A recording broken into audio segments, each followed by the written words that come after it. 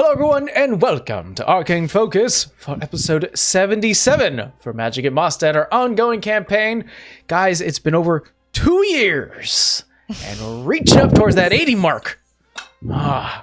Our players right now, if you guys don't know, because we are doing, and by the way, this is a pre-recorded episode, we are doing what we call baby breaks. So if we hear little Caleb over there crying, needs to be changed, needs to be fed, we're going to be doing baby breaks, which means we're going to be cutting this episode, so you won't have to wait for the story to continue.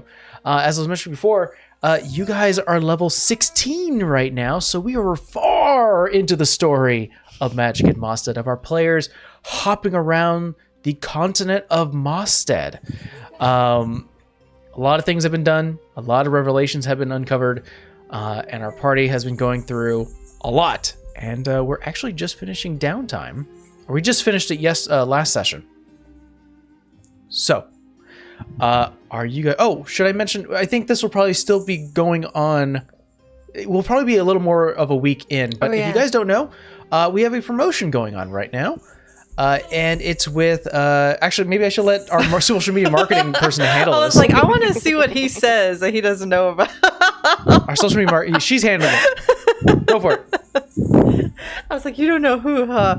I was like, it's with Unyielding Bastion. She's been on our stream before with the Wizard's Quarrel.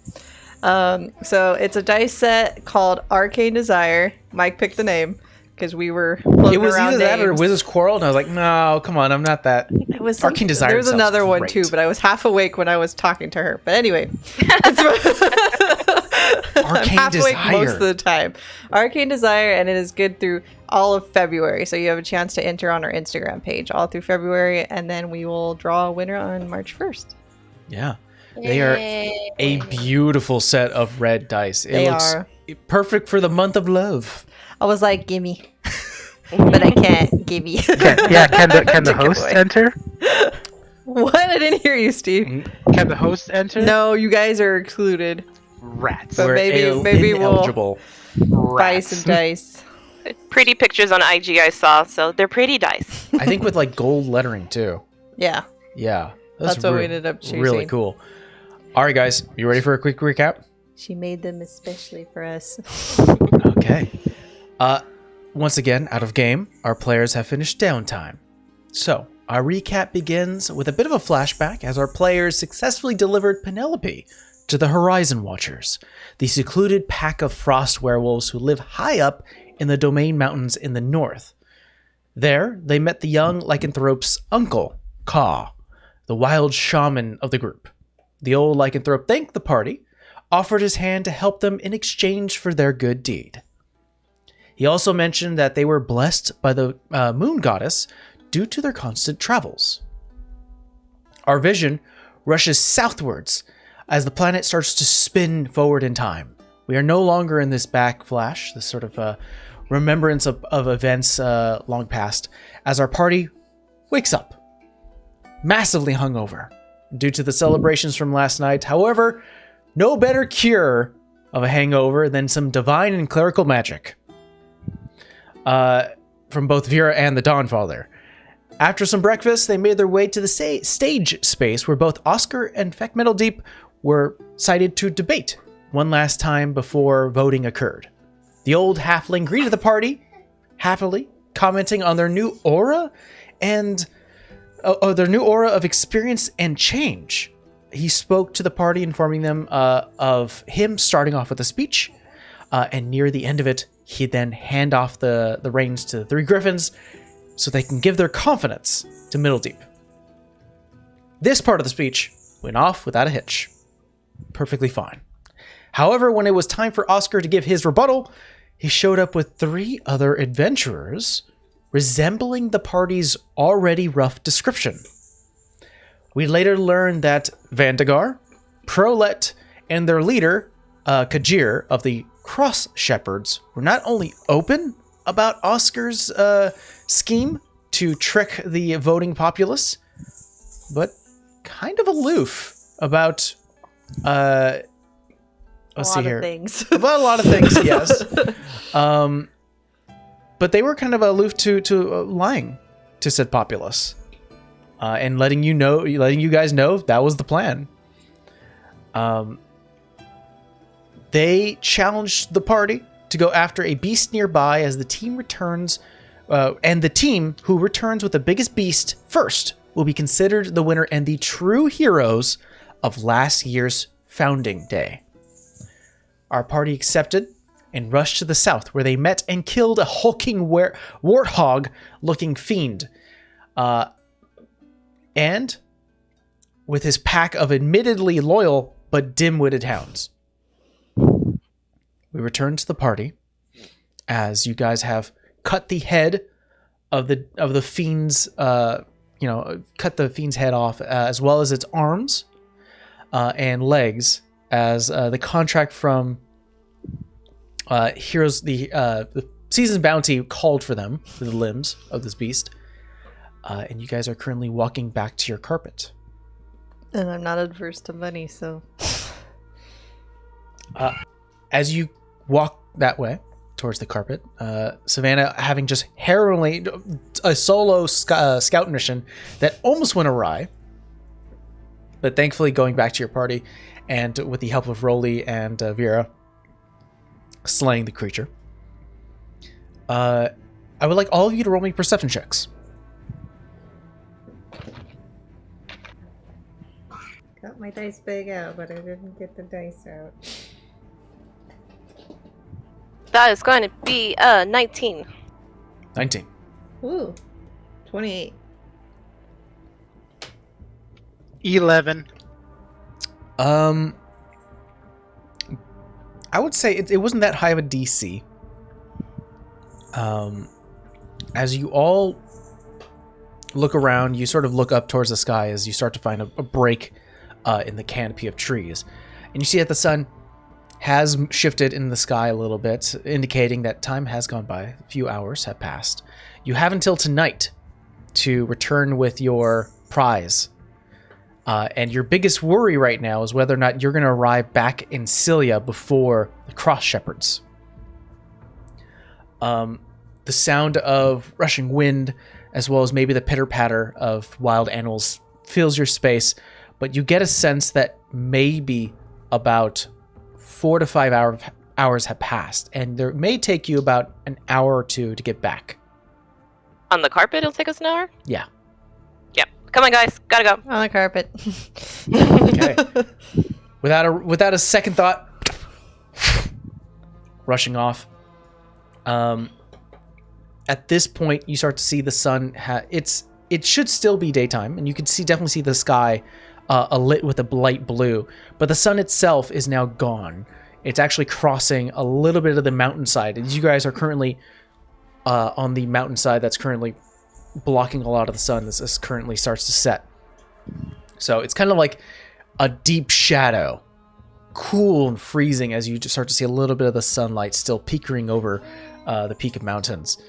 And you can see off in the distance as the carpet completely rushes by, little bits of snow and ice start to form upon your cheeks as you start to have to huddle, grabbing heavy cloaks to warm up as the carpet continues on.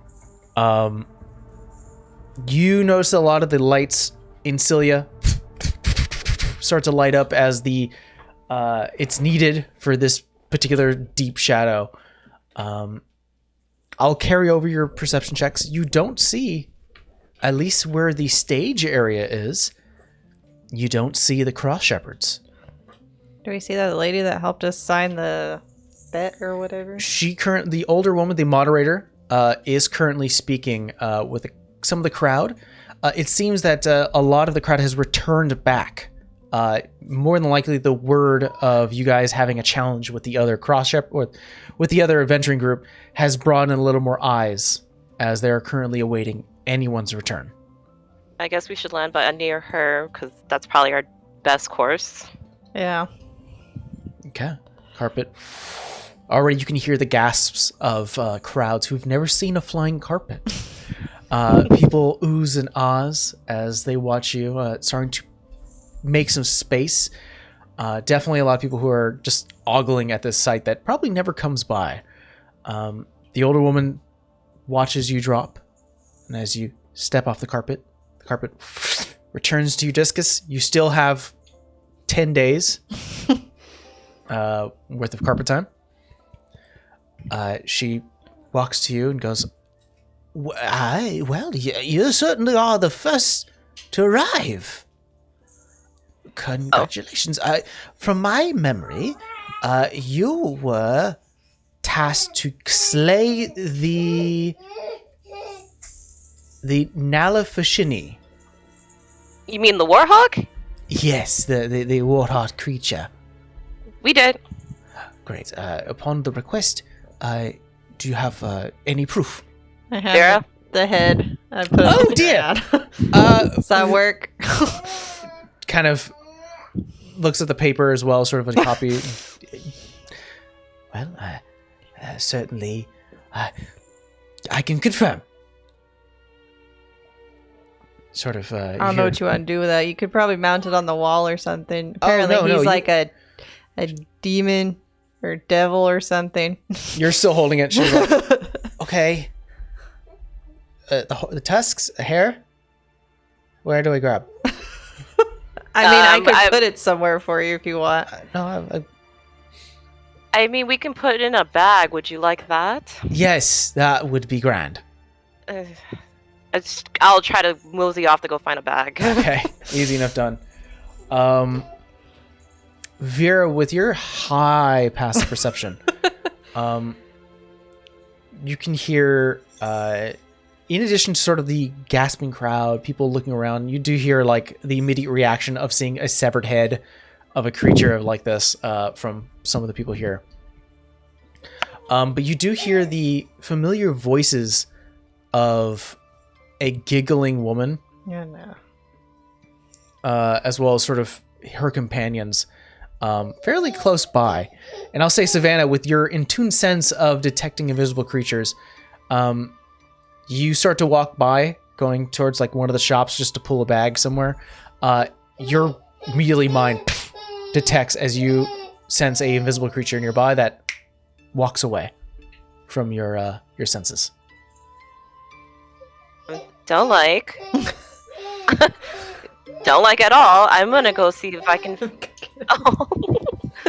I'm gonna go try to see if I can track where this invisible creature is. Roll me an investigation or survival check. Investigation will probably be higher, so. Ooh, nat 20. Nat 20. You look down to, like, you get that ping in your mind as just that in tune scent and sense of your surroundings, always being aware. You get that sense of an invisible creature, something moves. And you look down quickly to see footprints in the snow, because it is snowing, and you see basically 3 humanoids walking towards your party. I'll just keep following. Okay. Do you guys see Savannah do a 180 or is on her way back to you guys? And she didn't come with the bag. Do I feel like that's sus? Wait, I grabbed the bag. This was after I grabbed the bag. After she grabbed the bag. I mean, I heard the laughter, so I guess I would go investigate. Oh no, there's 3 bodies definitely around. Oh. They're invisible. Can I dispel magic? Yeah. It was better than what I was gonna do. I was like, we could throw something at it. I think you can dispel me. I can ready my axe. I think I'm just gonna dispel it.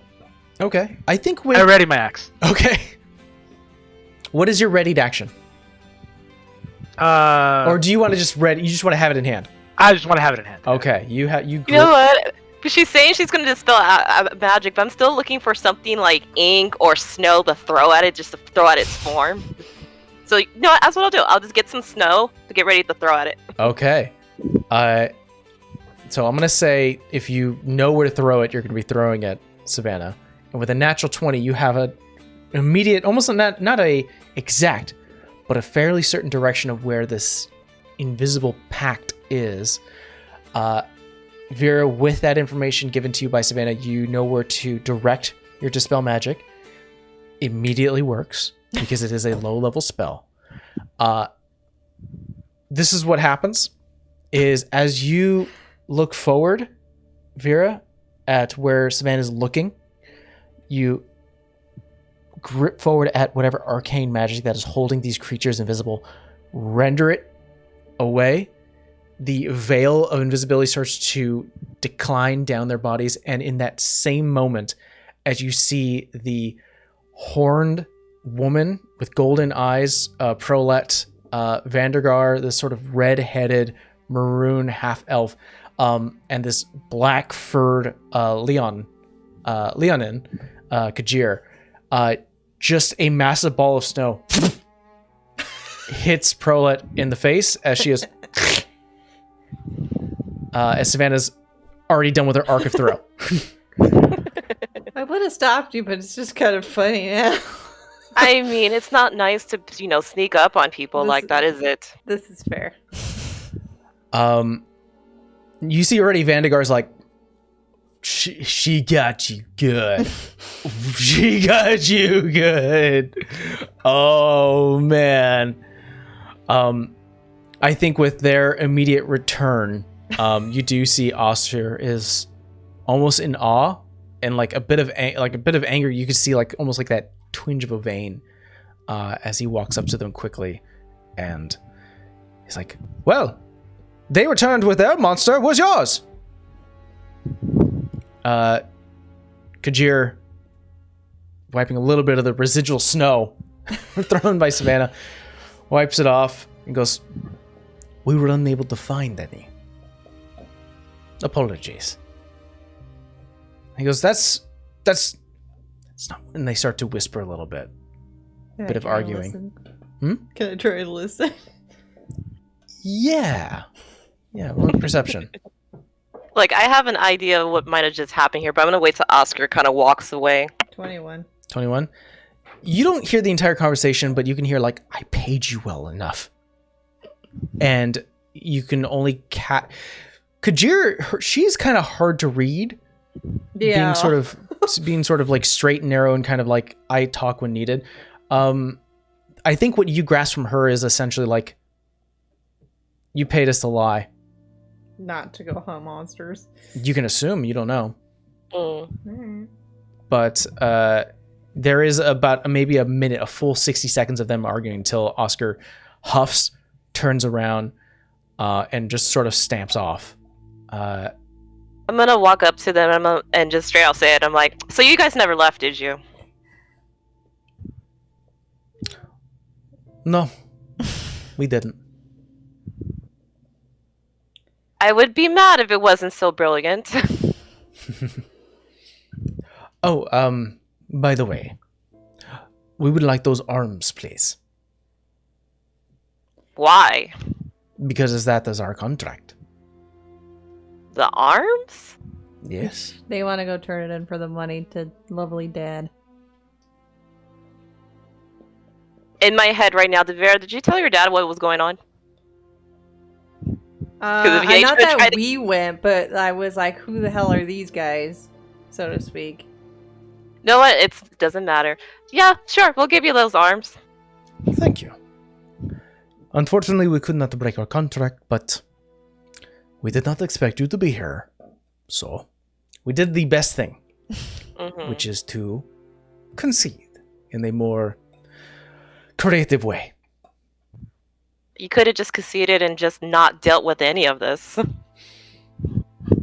We were contracted to lie. And we offered a challenge that unfortunately we couldn't go find. We couldn't find the Whisperer. So we did not break our contract.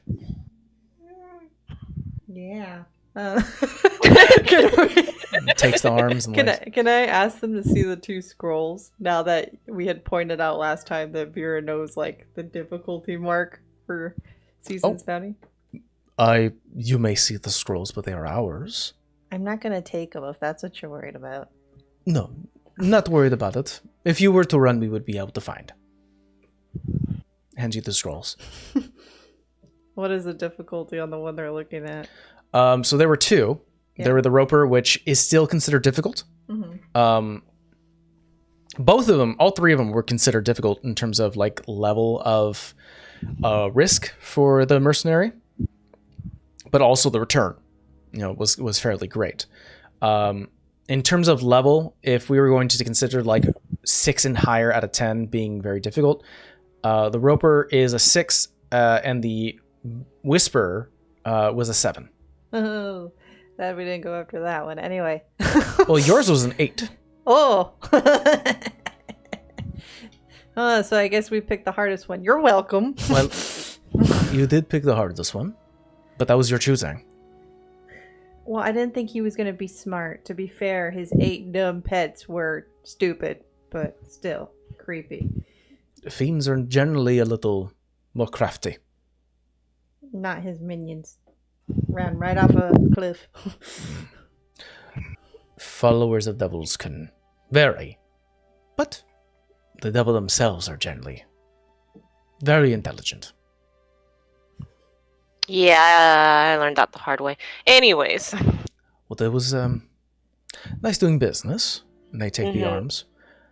Seems that the right candidate, that you all, the real heroes, support, might be picked. I'm keeping the head. If you'd like to keep the head. The contract didn't ask for the head, so that's fine. You see that Perlette kind of leans against Vandergar and goes, "You see, I told you not to get mad. Like, it's fine. It's fine. We had it all under control. Kajir always knows what to do." Fair My point. face of unamusement. But the last time we dealt with that idiot, and I point to Oscar's direction, he almost got us eaten by a giant spider, so we're not big fans. And then he pulls a stunt like this. So I'm hearing like a lot of anger right now. And, it's fine. That's an emotion, and that is valid. If you're going to try and get me to meditate, I meditate nightly, and you're lucky that it keeps me this calm. Oh, have you tried morning meditation? First thing you do, you wake up, get a glass of water. Vera. Because I just see her getting like riled up. It's just like, just let him go. Your hair's turning red. That's very cool. You guys said he was mellow. I still think he's slightly stupid.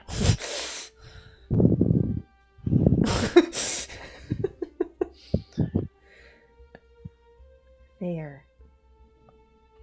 You see, once again, Perlette kind of speaks up. Wait.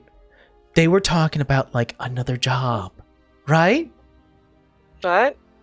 Didn't you guys say that you had a job? Am I mishearing? You mean the Lich? Speak more of this. I don't know if you would describe it as a quote-unquote job, as in if you value your life, you may want to help us. If we value our lives, we will help you, is what you're saying? Yeah, that's not That's a one way to threat. put That's that. just, it's impending doom, and I don't have a nicer way to frame it, unfortunately. Yes, that's exactly what we're saying. There's a very evil entity that wants to suck the souls off of the continent, and I'm sure she's been real nice at trying to kill us at every corner. And our families. Sounds hard. Mm-hmm. Mm-hmm. Oh, I'm sorry to hear that. In terms of your Lich problem, we'd be willing to offer aid for a price. What's the price?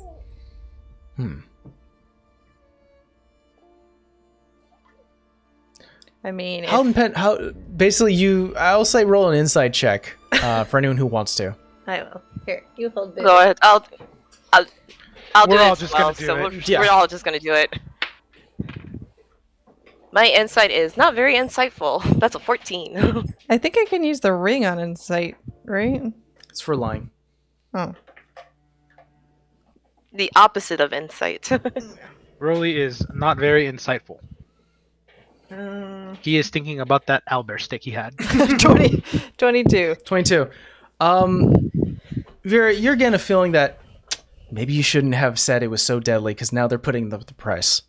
You could already see that Kajir's doing calculations in her head. I will mention this. I could always make sure you get first pick at the season's bounty. Immediately you start to see like new calculations happening. You did mention you were His daughter. his daughter. Okay. I'm sure he would, yeah, more than happy to grant you, considering that lich killed one of his daughters, my sister. So anybody that brings that thing down is a friend of my dad. 15,000. Holy crap. That's 5,000 for each of us. If it is as deadly as you say it is, and I will include a bit of a discount already, that we will have first dibs at the Merigard version section of Season Bounty. 15,000. You happen to have that amount? Or you happen to have a sponsor who can provide, maybe through payments? We will accept the job. We might after this. I said we might after this. If Feck Actually, wins. Vera, will the bounty sponsor this? I do don't we know want if the my bounty to- dad's gonna huff over 15 grand. He might. But it's also, killing the lich that tried to kill several of its children. Well, hold on a sec. Before we really discuss this in further, like, I still need to know if they're capable. That's the other thing. This is true. I have no idea if they're capable. I don't know what their skill set is. Which is more I know reason. I know they're good with magic. Which is more reason I'm not worried about this bounty, because 9 out of 10, are they really going to cash in on it? No, that's not even about the bounty, honey. It's literally like, do they have the skills and technique and experience necessary to survive a battle against the lich? And quite frankly, I don't know if they could survive a battle against me. Oh, wait. And yet they want 15,000? Hold on. Thinking. Yes, I thought you were my manager. Savannah, I thought you were my manager. You should have more business sense than this. I do have business sense of this. I actually agree with everything that you're saying, which is why they can go ahead and try. And the surprising thing is, it's not coming out of your mouth, but mine. Well, that's not me making the deal. It's, the bounty check. Well, my thing is more of a test run. See you in action. And I don't mean against the big man here. I can have that done any day. Well, why don't we actually make them go after their whisper creature?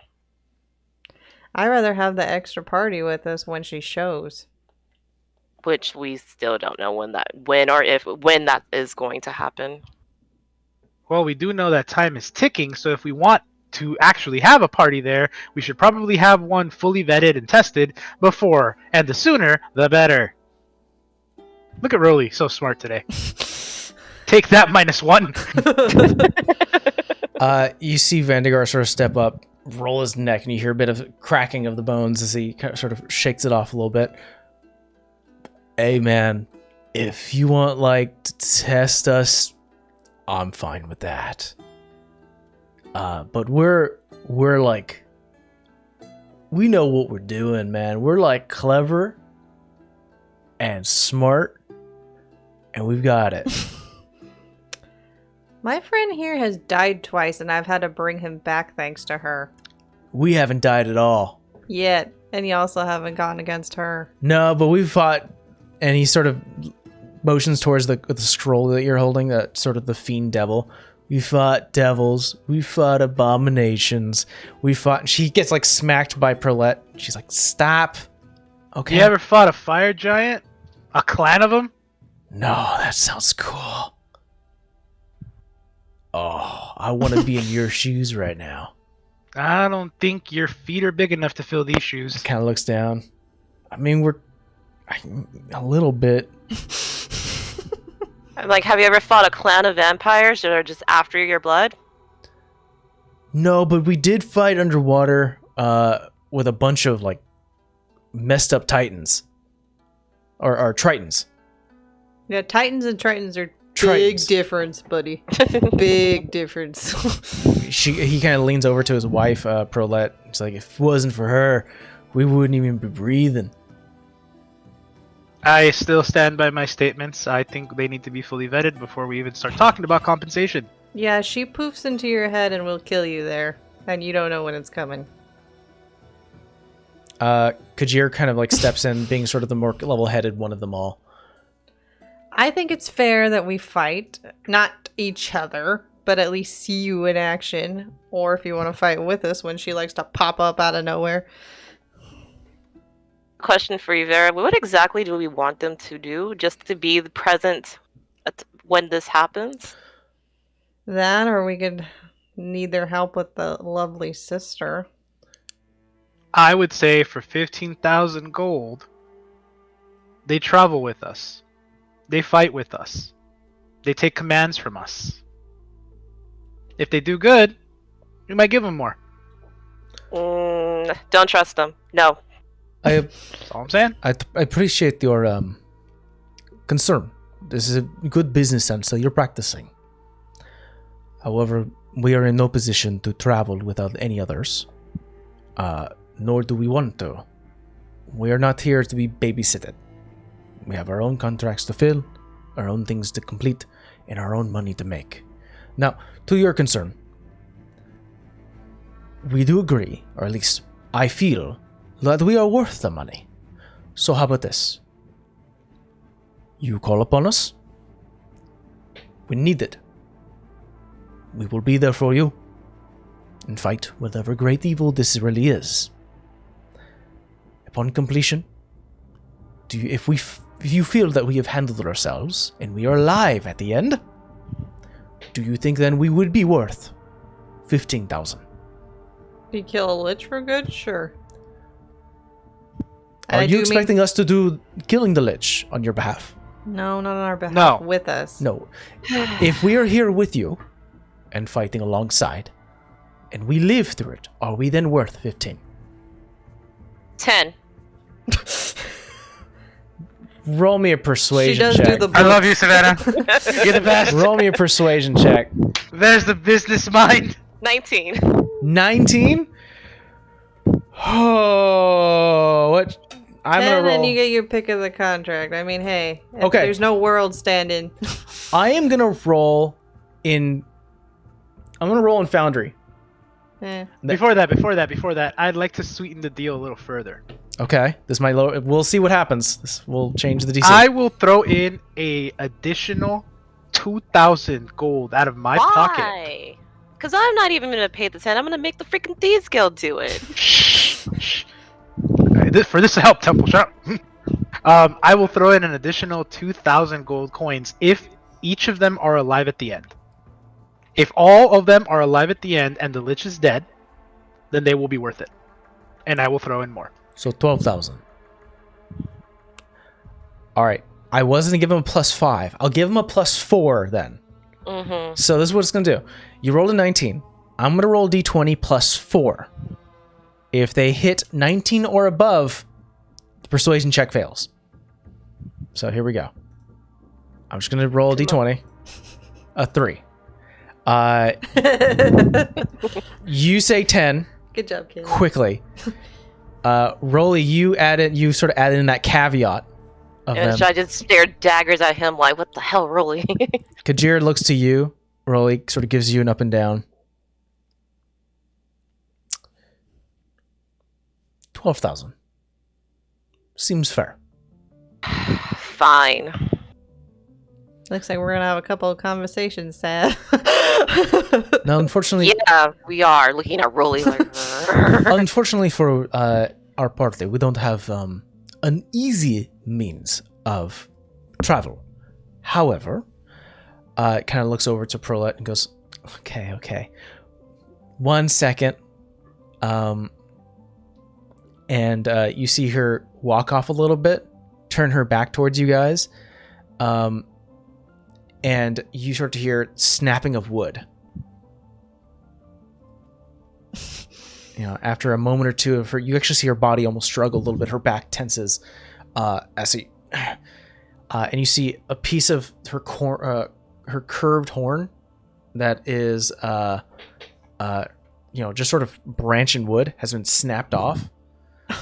And she sort of leans over and gives it to you guys. Ow. Yeah, that hurt. Wasn't a less painful way to do that? Well, I mean, I have fun in ways where I can do things like this. And she kind of looks over to her wrist and it pops off. And the actual physical flesh hand drops onto the floor. She picks it up with the other hand and snaps it back into place. Oh, you must be fun at parties. It's not the only place.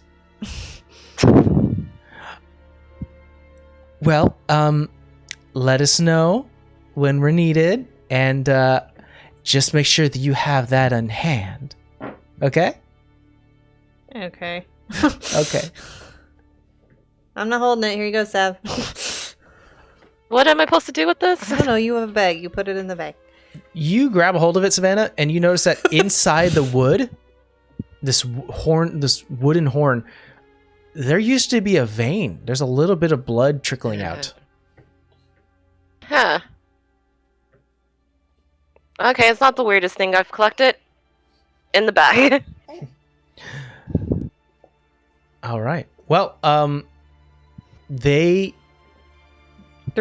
group's called what? the Cross Shepherds. Okay. Kajir nods to you all. We await your call.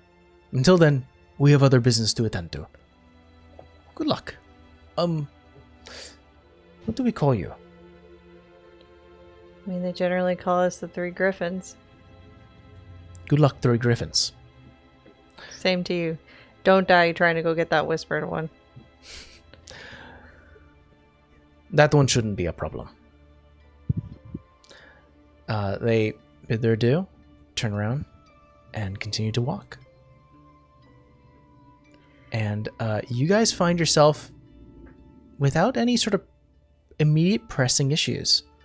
So I'll let you guys mull over what you want to do. We have to have a baby break. So we'll be right back. And we're back from our baby break. Right now, you guys find yourself still in Cilia, as the crowd itself, it's becoming night. Voting is occurring. I will say during this moment, just to sort of move on with the story, Feck does go up to you guys feeling very confident, hearing a little bit of the word from the populace, from your success in bringing the monster's head as proof that you are the true heroes from last year's founding day.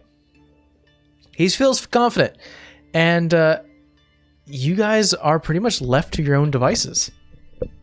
Is there some type of after election celebration going on?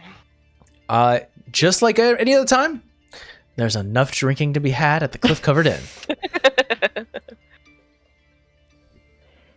Where did Oscar go put his tail between his legs to? You get a sense that Oscar went back to the mayor's office to sulk a little bit. I mean, it's not like, tomorrow he's going to be kicked, it's not going to happen. It's going to be a soft process, but he will be moved out of that office soon. No, the people in this town, you would think they're bright, but... I mean, they kind of were magically controlled or inclined. So... Even before all that, only 60 people couldn't make up their minds, and when people are telling you, hey, they're lying, no? I mean, 60% probably didn't know us either, so... Hopefully he wins. Oscar is a douchebag by all means. Doesn't even use the money to help his people. He just uses it to buy another house. Yeah, he probably went back to that house to put his tails between his legs, not his office. Yeah. I would say we could burn it down, but that would just be ill will. So we'll just, I'll just let that man sulk. Can we pay someone to burn it down? No. We already paid enough. Yeah. I'm pretty sure if I tell the Ravens kids what's going on, they'll be willing to front some of that bill. Do you think the bounty will be able to front the other half? After some initial yelling, but probably. Plus, I mean, if we need to get in a fight somewhere with her, we could always just make it a point to stand out in front of his house to do it. It's like, Olivia, aim here. That house. Hold on, we gotta go to our opportune fighting point. It was breaking. It's like, hi, Oscar. Don't mind us fighting here. So, 3 griffins. What do you want to do? Good question. I don't know. I mean, as of right now, not pressing issues, but things I know within our circle that we need to deal with is still need to find a new location for the Books and Brew. Yeah. And that still breaks my heart every time I have to think about that. Hey, I have an idea. I don't like the tone of this idea. Go on. What if Feck wins and we destroy Oscar's house and we say we put it there? We can, but I was kind of hoping we could keep it in the domain. Oh, I thought we weren't allowed to put it in the domain. No. We're just not allowed to be there. Oh, I thought we weren't allowed to be the domain. The instruction was, so long as Evergrey is alive or still causing problems, since you guys are a magnet for those problems, they want you away from the capital, where the royalty is. Wait. As long as Evergrey's alive, they want us out? Yeah, essentially, as long as Evergrey is a problem, and you guys are affixed to that problem, they don't want you guys close to the capital. Wait, so if we kill her, we don't have to deal with this? That would be a caveat, yes. More reason I want to kill this bitch. I mean, technically, we quote-unquote killed her, but we all know she's not dead. Fix the problem. Yeah. We didn't fix the problem. More reason I want to kill this bitch. I don't know. She messed with my family. She messed with my other family. Now she's messing with my money. I don't like this. I don't know if I'm worried about her as much as I'm worried about Olivia. Chick killed her own brother to prove a point. I mean, the only real question I have about all of this is, what are we going to do about it? I mean, last time I checked in with, let's just say, our little birds, they haven't had much to say. She's been laying low. Actually, this sort of brings up a good conversation as we'll say that you guys end up heading back to The inn. The cliff-covered inn, not heavily drinking, maybe just enjoying some light beverages. Like a nice cider for once. Yeah. I'll say at this point, you guys were away for a very long time from each other for 3 months, encountered in Varsal and walked up to Celia. I don't think any of you have shared a lot of information of what occurred during your own personal downtime. Yeah. We can hand wave it and say that everything that was discussed can be discussed. I mean, we just can discuss it, but because I'm not sure, what do you have on our timeline right now, DM? As far as you're aware. I You don't like know. it. I don't like it. I actually did include in Vera that I'm like, your uncle's funny. I didn't realize he's... Yeah, that I tell her about the whole meeting of the 3 friends, and that was interesting. Huh? They took, Richard not being Richard, but, essentially a big bird fairly well. How'd he... Yeah, I was going to ask how'd he take that. Did he cry? I think he was disappointed. He didn't cry. There was something... Because I don't know, right? Yeah, you don't know. I don't know. There was something there. He seemed quite disappointed. Yeah, I kind of would be too if Uthiel was a bird. Well, I mean... I didn't know what to tell him when we first said it. It was like, hey, by the way, like... That was only straight thing over I thought was Savannah's going to tell him was his legacy still lived. Sav, Not, hey, by the way... what did I just say? I didn't hear what you just said. I said I'd be disappointed too if Uthiel was a bird. Wait, what? But... No. Really? I think Rolly got that before you did. If you had to tell from my own issues with love lives, I'm oblivious to this crap. What's the thing? You don't fall in love with a human. I mean, Or anything. more so in his era than mine. But I mean, Richard, I don't think ever reconciled that feeling from what I can tell, but it's a little disappointing when you think the person you've loved like more than half your life is now a bird. I didn't know how you was going to take that. So I guess my better question is, because I'm thinking of all our readings, did Richard know? I don't think so. He had a daughter with somebody else. Wait, do you guys even know where the daughter is? No, I don't think so, right? Actually, I think you would know that the Raven's Kiss knows where the daughter is, or at least that lineage. They just don't interact. Okay, let me rephrase that. By choice, we do not interact. We don't engage with the actual bloodline. I mean, I could see why that's a lot to take in, but at the same time, I hope she's not a point of interest. Roll me a history check, Savannah. That's going to be 22. 22. I'll say that during your downtime, one of the things you've done also, in addition to all the other stuff that you were doing, was reading up a little bit on your own sort of the finer duties of being an agent within the Raven's Claw, or the Raven's Kiss. Yeah. You learned that while Richard did have his daughter, and essentially was estranged. You know, or at least he pulled himself as estranged due to his notoriety and the responsibilities that he had as the founder of the Raven's Kiss.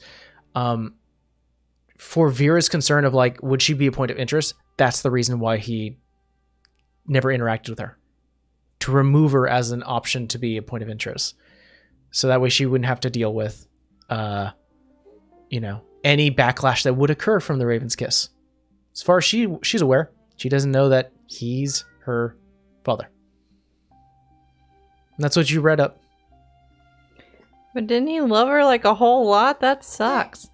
Yeah, but think about it. When it comes to people that you care about, you sacrifice the deepest part of you to keep them safe. Well, then we've been doing a poor job. I mean, look at what we're doing. We try all the time and it still happens.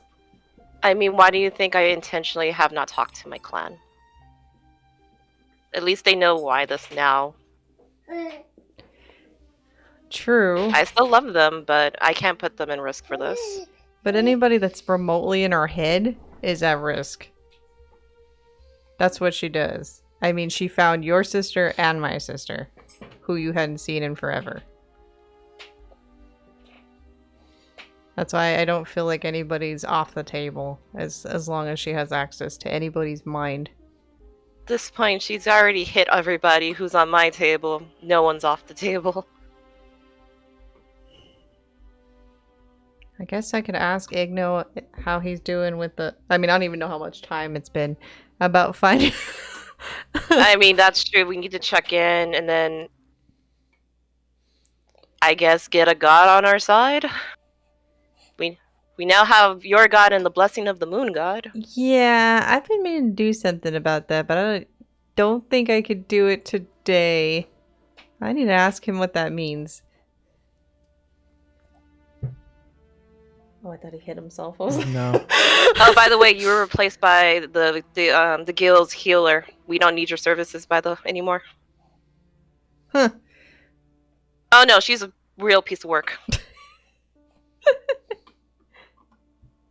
That's hilarious. I just did it because I actually like Richard. And plus, it's Olivia. Nobody deserves their voice to be taken away. Oh no, I really was against it once I talked to the lady, but Leon had a point. People who are willing to work with us are going to be a type. How do I put this? Sometimes there's a necessary evil. What do you think Belladonna is? A vampire. Yes, Rolly, she's a vampire. But I mean, I wasn't going to challenge her. She is what she is, and most people hate that. But she hates Evergrey and doesn't like the imbalance, so I leave her alone. And she leaves us alone. I think kind of that's where we are with Belladonna. If she leaves us alone, we'll leave her alone. We also technically have something she might want, but we're not going to worry about that. We're not going to worry about that because I rolled natural 20 meta a long time ago. But But that was the whole reason I had to call Rolly to get in touch with Gina Lee because she wanted a chatterbox. I don't You can't have even. it, though. It's my chatterbox. I don't even know what we're gonna do with that thing. The chatterbox? Yeah, just. I know you're gonna keep it. It just randomly talks, and it's like sometimes it's really good, and sometimes it's really creepy. I see it as a little piece of the puzzle that I need to unlock the hidden mysteries of the universe. And it told you about a Taco Bell. See? That's one piece of the puzzle found. That's what we should have did during this downtime. Actually go to said Taco Bell. Where was that again? No, guys, I think we agreed that we were going to the Taco Bell once all this was done. Oh, yeah. I remember. Like I remember Belladonna's vampire. Speaking of which, Rolly, have you opened the chatterbox any time between this downtime? I don't think so. I didn't hear it ring. I think you might want to move your mic up just a little bit, Steve.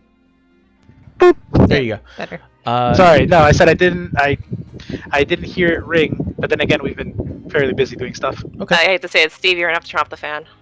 No, I can hear him fine now as before. Because when he talks, I can still hear it. Oh. Fine, let me suffer. There you Yeah.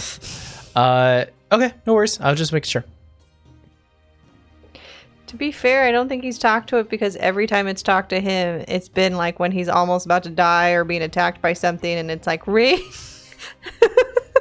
Not to mention that I keep constantly feeling like I'm being attacked or going to die, like, often.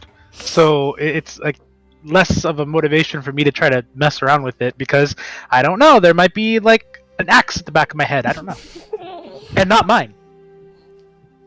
I think he needs a baby break. Okay. We'll get into the baby break in just a second. As you guys continue to have this conversation, discussing the experiences you had with the three friends, Vera maybe even touching upon your time helping the fisherman. Oh yeah, I felt merry-go. bad for that guy. Rolly explaining sort of the harsh training that you went through with Hannah. Vera, Oh man. you, as you're currently drinking a little bit of cider, just enjoying the times, feeling it's already night at this point, but seeing this soft flurry of snow outside the window of the cliff covered inn, good drink in your stomach, good food on the table. You get a clear message. And due to the messaging spell, or sending, how it works, is that you know it's from your father. Okay. You hear, Uh-oh. Vera, your mother's due any moment. Oh crap. Any day now. I need to grab Vosen and Zima. Warren Davis, get here as soon as you can. Okay. Gotta go. Okay.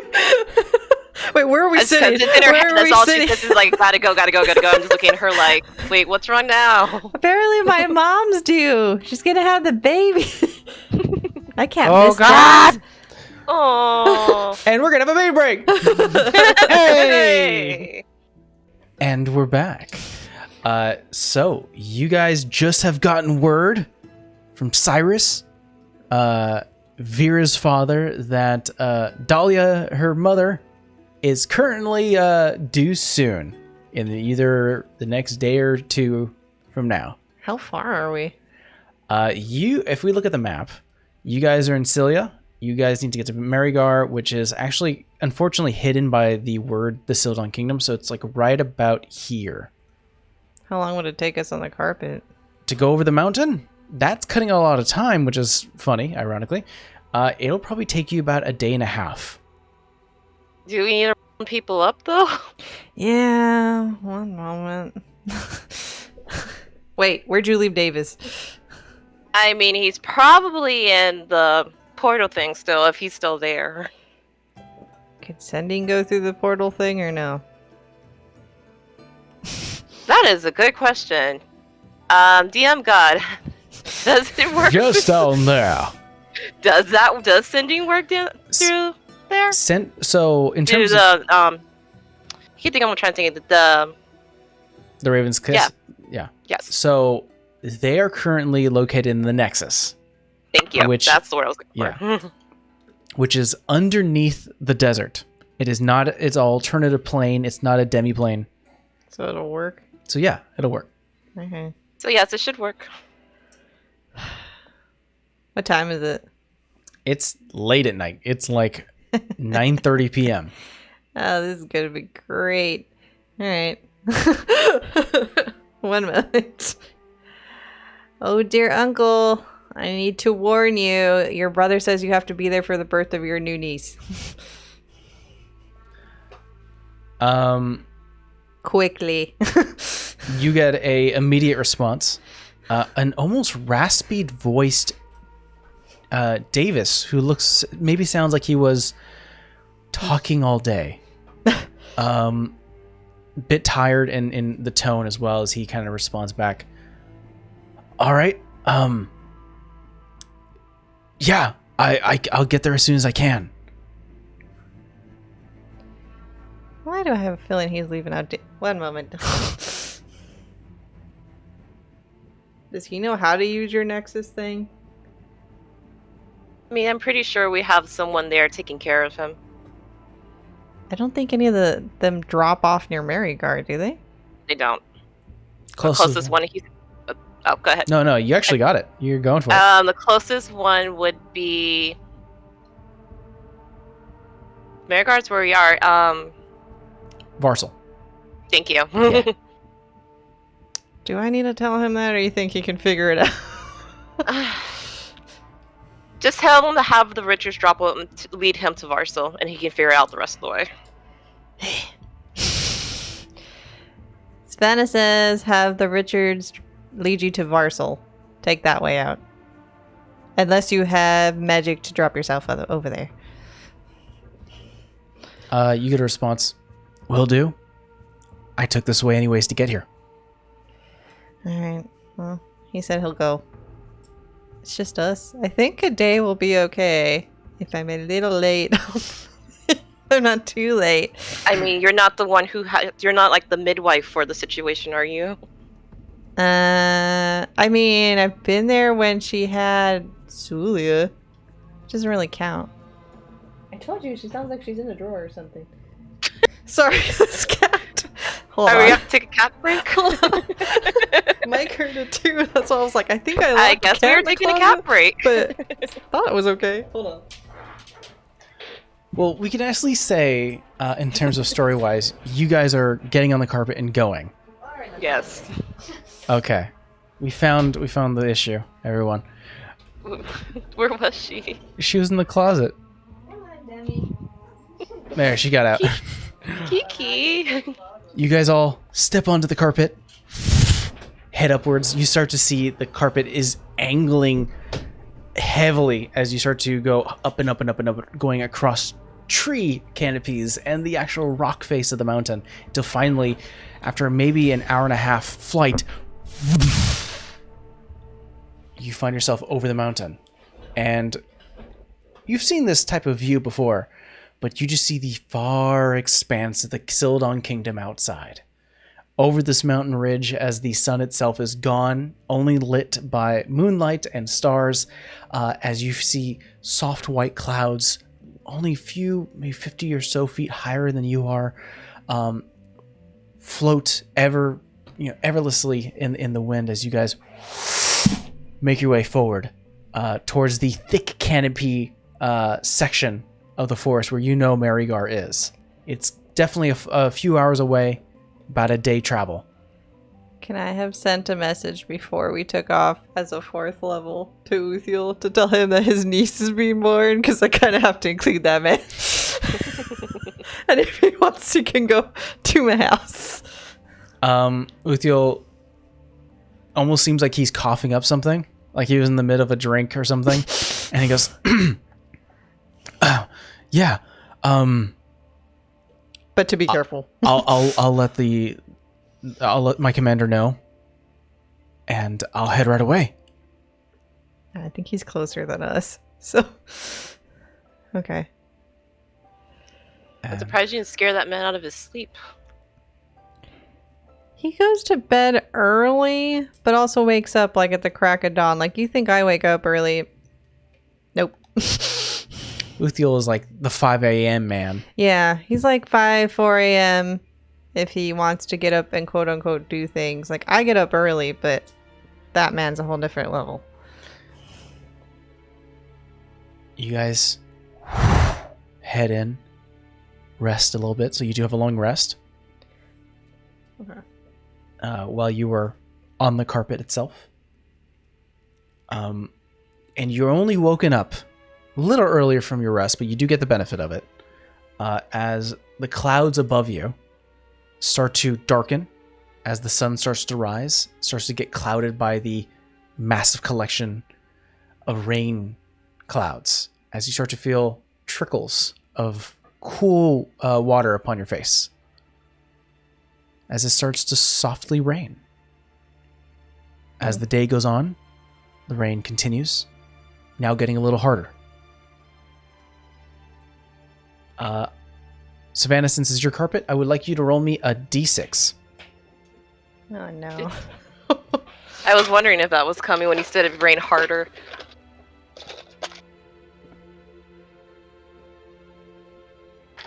There it is.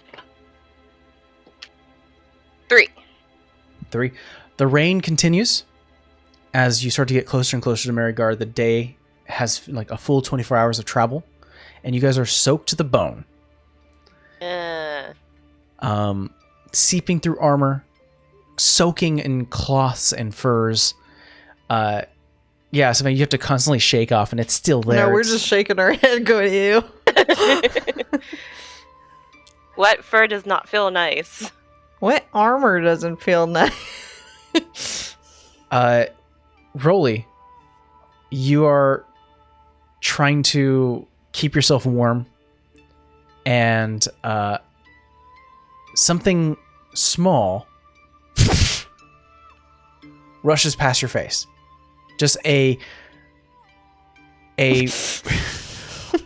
chaotic swarm, or a little beast of feather.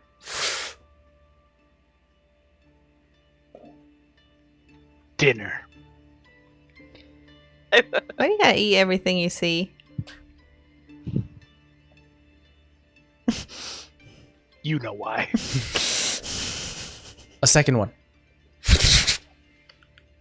This time you actually have to move a little bit to not get hit. Okay, I'm gonna try to anticipate another one and try to catch it. Okay. I would like everyone to make me dexterity saving throws. Oh, those are fun. Oh no. Except for you, Rolly. I would like you to make me a athletics check. Lucky. Okay.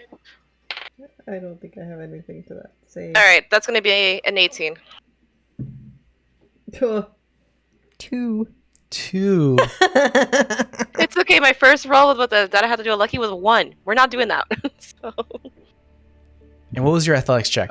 25. 25. So this is what happens. I would like to know where everyone's sitting. So the carpet is moving forward. I never sit on the edge anymore because we almost died that one time. We're sitting in the middle. I'm gonna say I'm in the front of it because it's my carpet. Okay. And then Rolly, I'm assuming like you're in the back somewhere. Maybe so you can... I'll be behind Savannah. Okay, so you got... I will say Rolly and Vera are in the middle, with Savannah leading up front. Rolly, seeing this twice, keeping your shoulders loose, ready for a catch. Dinner. And you can see just through... Because the way the clouds are darkening the sky, and the way that this rain is now creating a bit of like a barrier, bit of a haze to see any further. You close your eyes, Rolly, and you can hear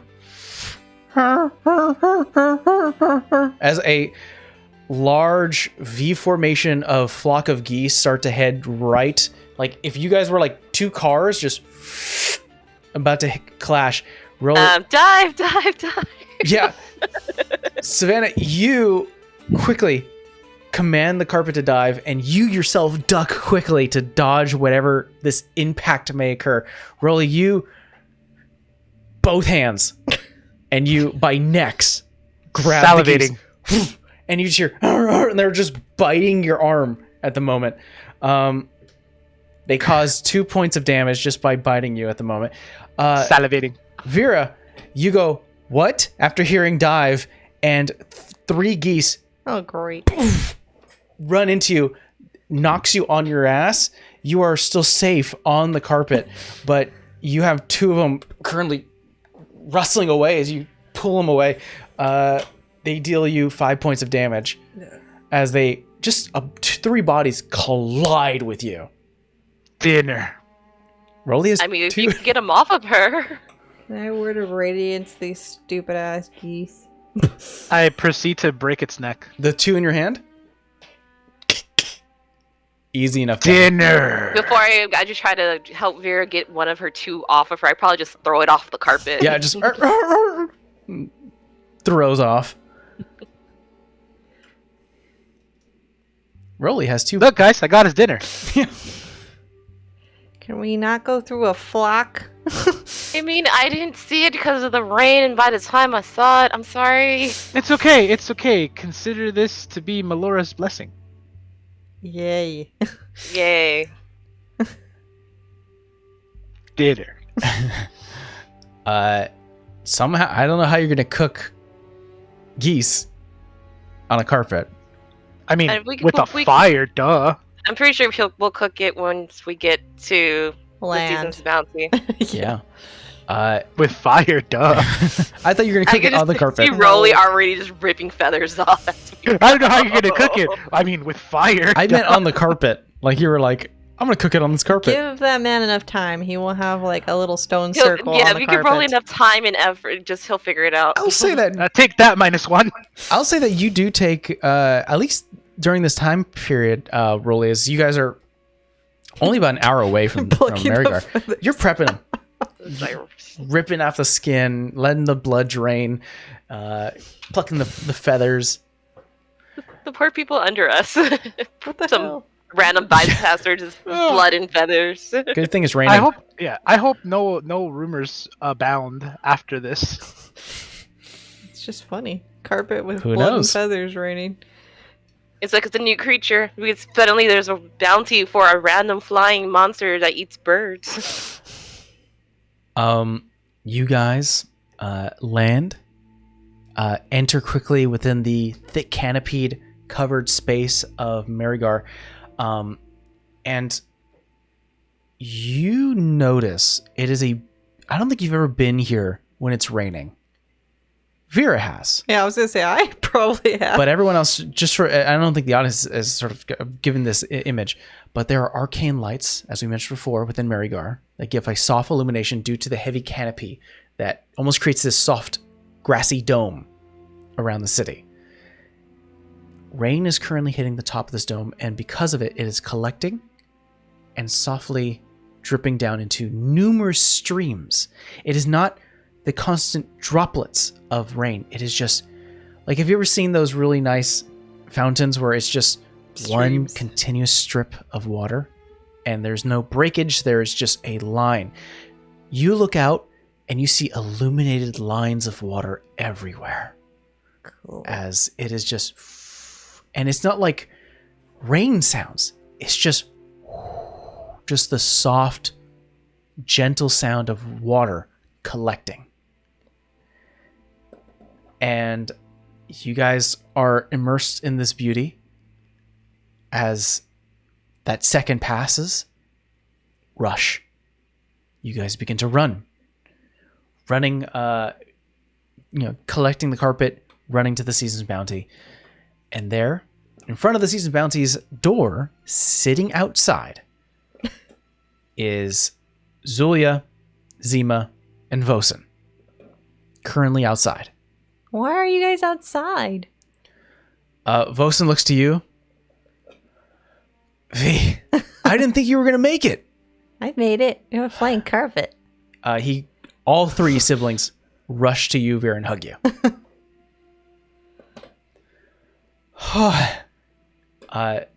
Zima, I vote. I mean, I say it to the group, but add my siblings. This is going to be named after weather because we ran out of seasons. I mean, and look at something rain related. Maybe. Zima, your oldest. That Zima's the oldest, right? Yeah. Yeah. She's seen all three of us. This is just like another one. She goes, Mom's due any minute now, or any moment. Did really. Dad kick you out of the house, or you guys are just too scared to go in? Zulia goes, well, I mean, Dad and Miss Nara are inside. So they told us to stay outside because there's too many bodies. Yeah. Yes. What? Is there an oven we can have to cook some goose? I'll say Zima is the one who goes, yes. It was a long ride here. Let's just say that. Let's take a walk to the backside, to the backyard. We do. Those are very nice, Rolly.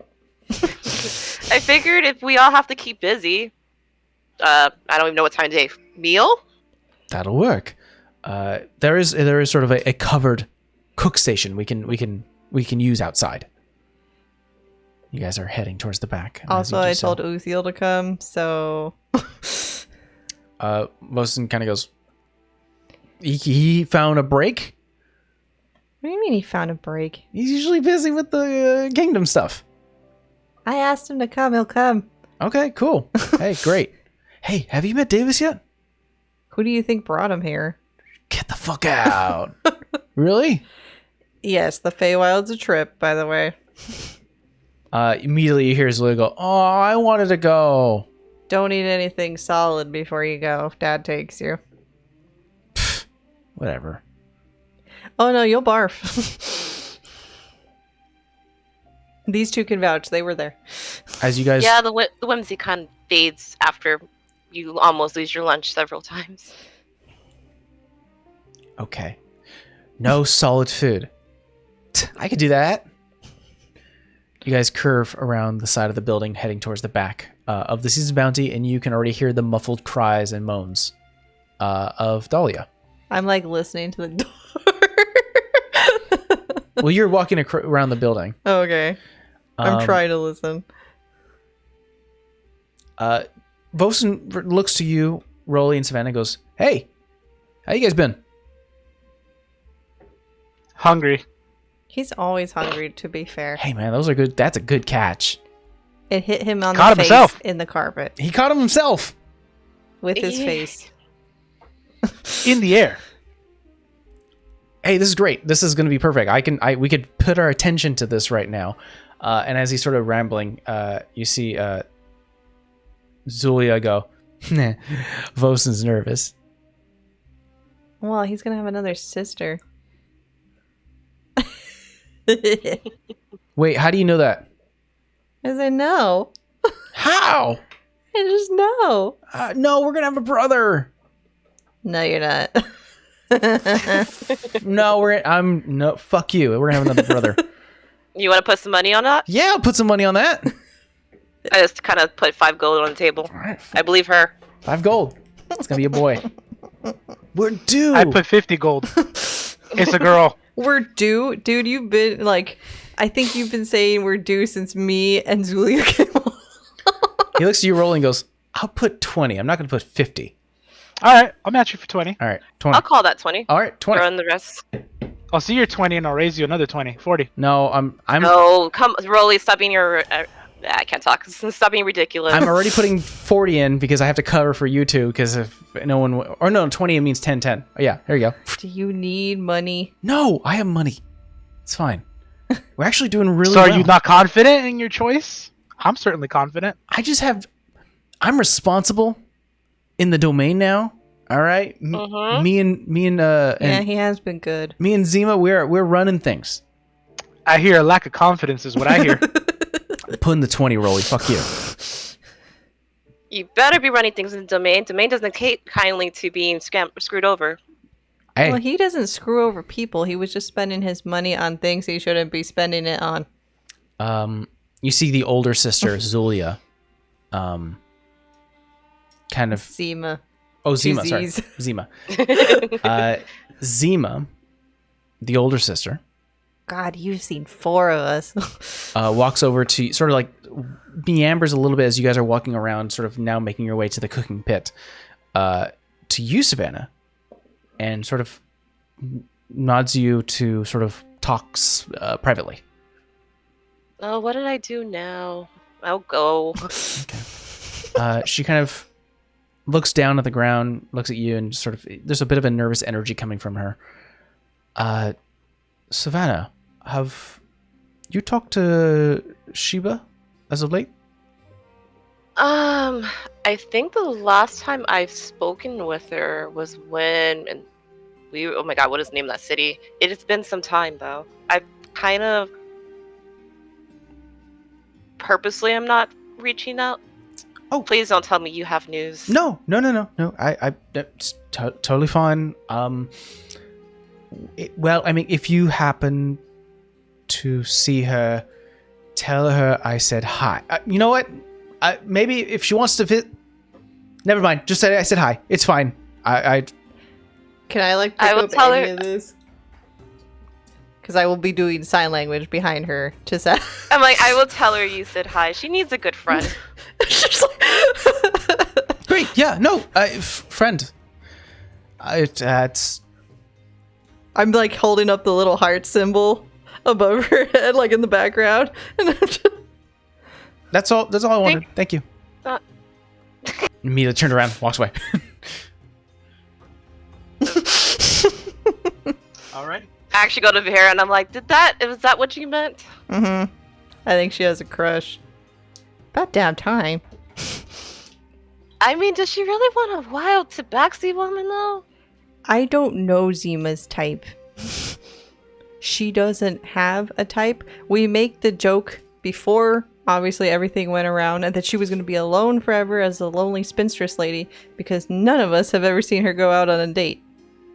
And some of us are more nosy than others. She goes to the season bounty in the domain, right? Yeah, she stays there with Bosun. Do I want to break my thing? I might get some letters to have her, my sisters go check it out one day. Zulia, the younger sister, walks over to you, Rolly, and kind of nudges her shoulder against yours and goes, "Hey, Rolly, are you still with Gina?" Great. I might be. My other sister's being a hoe. Are you? I might be. Are you? Zulia, Huh? that bitch could take you down in like a blink. Don't Okay, you even. still are. Good to know. Thank you. Wait a minute, what happened to big, tall, hunky, stupid boy? Well, I mean, I'm sorry. Type. Type. See? We know Oh. her type. what? No, hold on. No. No? I just. They've gotten bigger and dumber by the minute. Oh my god. So, well, I mean, right now I'm single at the moment, but if it's not Rolly, I have an eye on another piece of meat. Listen, honey. She honey, could break planes. I'm too much for you. No. I'm too much for these two. Shut up. I've brought you back from the dead. I mean, that's not a persuading. Let's put it this way. On normal cases, I'd be like, yeah, have at it, see what Rolly does out of I like fun, Gina Lee, and but I don't Gina wish Lee to will anger her. hurt you, and I've seen her hurt people. Sweetie, just don't. Okay, I'm not up for that. Besides, He does have a big dumb brother if you want that one. He does have a big dumb brother. I don't This is true. like him. Shut up. Okay, well, he's not as dumb as the other two you dated. I mean, he's actually... put it this way. He's now running a farm. Mm-hmm. Okay. How about So this? he can't be that dumb. How about this? He's big. And dumb. I He's- think maybe I'll go with local meals. She goes, Ew, Zulia. listen, he's a What? total. Listen, there's a guy at the spice market. Total package. Yeah, no. Tall, handsome, built. You're gonna be the forever babysitter, dude. The way she's talking, you guys might be the babysitters. Just saying. Oh god, I hope you're not the stupid one. I don't know. That guy sounds like someone I could take on 1-to-1. Hey, he works a spice store. Woohoo. Oh yeah. Rolly's yeah. brother is we're better cool. than that. He runs a whole freaking farm and can till a field by himself. If you I'm want sorry, to, because this is where my brain when you said Spiceville, I'm like real spice, not least illicit spice. I right? haven't asked. The best spice, right? As far as I know, it's wait, real they're spice. gonna be dumb, big, and a drug dealer. Dad's gonna be so proud. Don't you tell Dad. I don't have to tell him. That man knows everything. No. Well, he would know if he was probably a illicit spice dealer, so. Yeah. Well, Gotta watch out Can't for you those just guys pick that like a deal with the nice spice one? like I us. don't care if they're Human. dumb. tan, black hair braided down into a ponytail. It's great. So does Rolly's brother. Sounds cliche as hell. And again, can till a field by himself. He's got a bunch of tattoos. Okay, tats. Yeah. So Don't his you name have is a water boy you're interested in? Jesus. his name is Sorora. All right. Okay, they keep getting dumber names too. As soon as Savannah says, tattoos, huh? I look at her. I'm like, really? It's that easy. Roman has tattoos from what I've heard. Track record. It all makes sense now. Yes. But Savannah's been the only one to see I those like tattoos. I like pretty things. What do you want from me? Listen, Roman's cute, but he's not as built as I want them to be. She I doesn't also like want them dumb. intelligence. So Plus he has a bear. I like- Rolly walks away. I like things that keeps me entertained. Dumb people can keep you entertained. I walked right into that. I'm gonna walk away now. She does have a point. Well, I'll stop. Don't start. Look, if it doesn't work out with the spice guy, Uh-huh. we will take you to the farm and introduce you to Rolly's brother. At least he's somewhat homegrown? respectable. Oh, for Yeah, sure. but Oh, okay. Rolly, he doesn't have the drinking problem anymore. Right? No, I fixed that part. Okay. He doesn't drink? He used to be an alcoholic. You can't do that, Celia. Ooh, I'm going to be a bad influence. I don't know if I should do that. You're a bad influence to like everybody you date. That's not true. Did you make them smarter? I made them happier. Fair. But then you break their heart. You date them for like 2 weeks. They know what they're getting into now. Not if they're that stupid.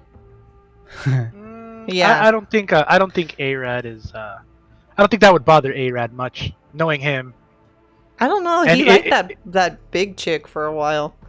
I know, and then she went away, and then again, he he moved had on. a type, doesn't he?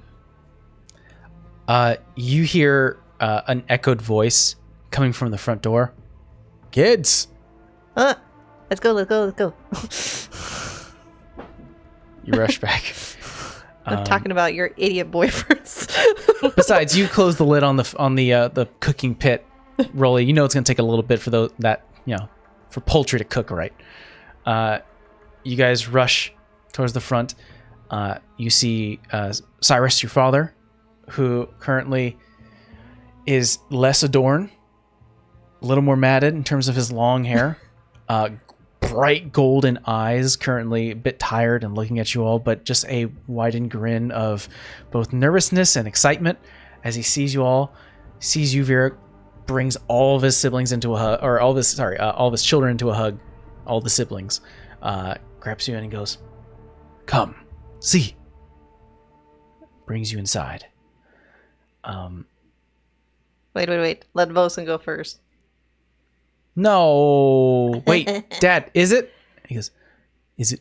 What? It's a child. Get in here." And he grabs him by the ear and pulls him in. I'm just gonna wait out by the door and see if I hear a yell or a cheer. You walk in. The entirety of the first floor of the Caesar's Bounty has been cleared out. All the tables and chairs have been pushed off to the side. There is a specialty like bench and seating space where Dahlia is currently resting. You see that her eyes are open but tired.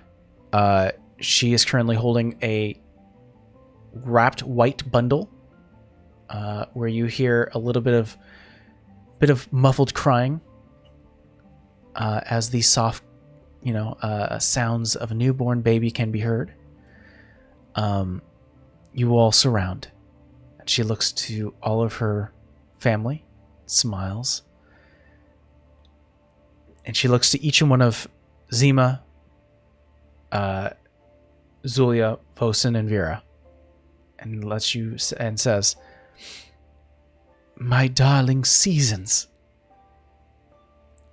A beautiful moment, and strikes a soft glance or hand graze across each of your chins. a beautiful moment of change and shifts directed towards this realm. A moment. Beautiful moment. That's what this is. A beautiful moment in time. I'd like to introduce you to Treaty. And unveils it. You see light blue hair, much like Vosen. Bright golden eyes, like Cyrus. With long eyelashes, like Zulia. This bodes well. Bright smile of a little baby girl. Pay up! Woo! Rolly! Crowley! What? I'm Yeah. just so happy. It's so beautiful. Woo! Baby starts to softly cry. Oh, I'm so sorry. Good job, Mom. Not- Bosun may cry in the corner. Not breaking eye contact, Vosen is struck with both bit of anger, sadness, but She has your hair. but his heart melts at the hair, and he simply Aw. just pays. He bet 20, gives 10 to Savannah, gives 10 to Rolly. So Mark, and then you got 10 extra. I say, she's beautiful, just like you. Thank you. You see, Dahlia sort of smiles and nods. That's what her name means. A beautiful moment in time. Aw. Aw. You all have a chance to hold the baby, as it is a strictly elven features. A smaller form, thinner body as most elves are. The light blue hair is not like long, it's like Poof. just a poof, little poof of blue hair. Bright golden eyes that remain closed most of the time and only at occasion look up at you and then immediately just sort of fall back into exhaustion. You see cleaning up behind Dahlia is the white band across the eyes, sort of a small nurse's hat with sort of a small dress of white, the dark black gray ash skin of a drow woman, as you see Nathanar, who once married Uthiel and Vera, is currently cleaning up a little bit and goes, "Well, that was wonderful. You did great, Mother. You did great. I want to thank you all for having me here. I'm so happy I was here to help." And looks to Cyrus. "If you ever need my services, do not hesitate to call. Please, if you need anything, let me know. I'm going to go ahead and go to the back room, collect my things, and I'll let the family have their moment." Thank you. She softly, soft as a woman would be, as of her stature, walks away. Wait, has she been here for all of us? Cyrus kind of looks at you and goes, No. I met her during my travels. A new friend. Yeah. In terms of your births,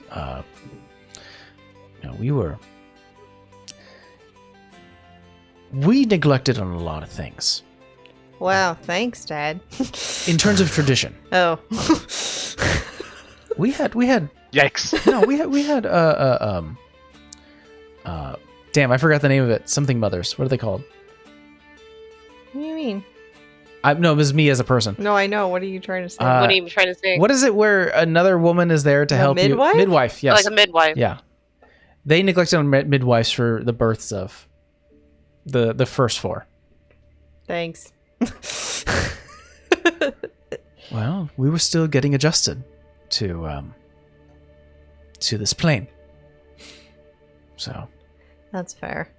we finally found our family, and it's been over 100 years now since we've had our last child. Over 100 years. Thanks. Well, wait. Zulia is the one that needs to feel insulted, not me. She goes, it's not 100 years, it's like 90. I'm not there yet. If I'm 100 and something, you're at least 100. I'm 90. You lying about your age too now? Dad. No. He kind of... You guys have this moment where you're able to talk. Finally, Rolly, you're able to go outside. Pick the birds up. Food is had. Dahlia is starving.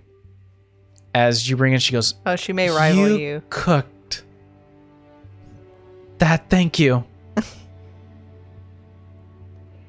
Don't say no to the lady that just gave birth. You're very welcome. She takes a little bit. Please help yourself. In the back of inside Rolly's mind, it's like, these were my birds.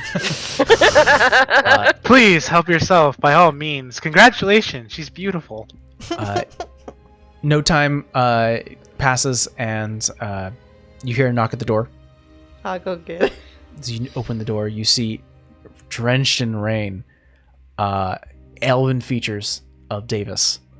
And he's like, You too, huh? did I miss it? Yeah, she's here. He interjects himself, speaking to Cyrus, looking at the baby, speaking to Dahlia, and just bonding.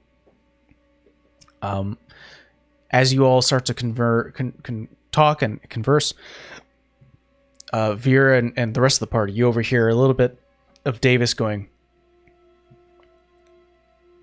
"This is incredible."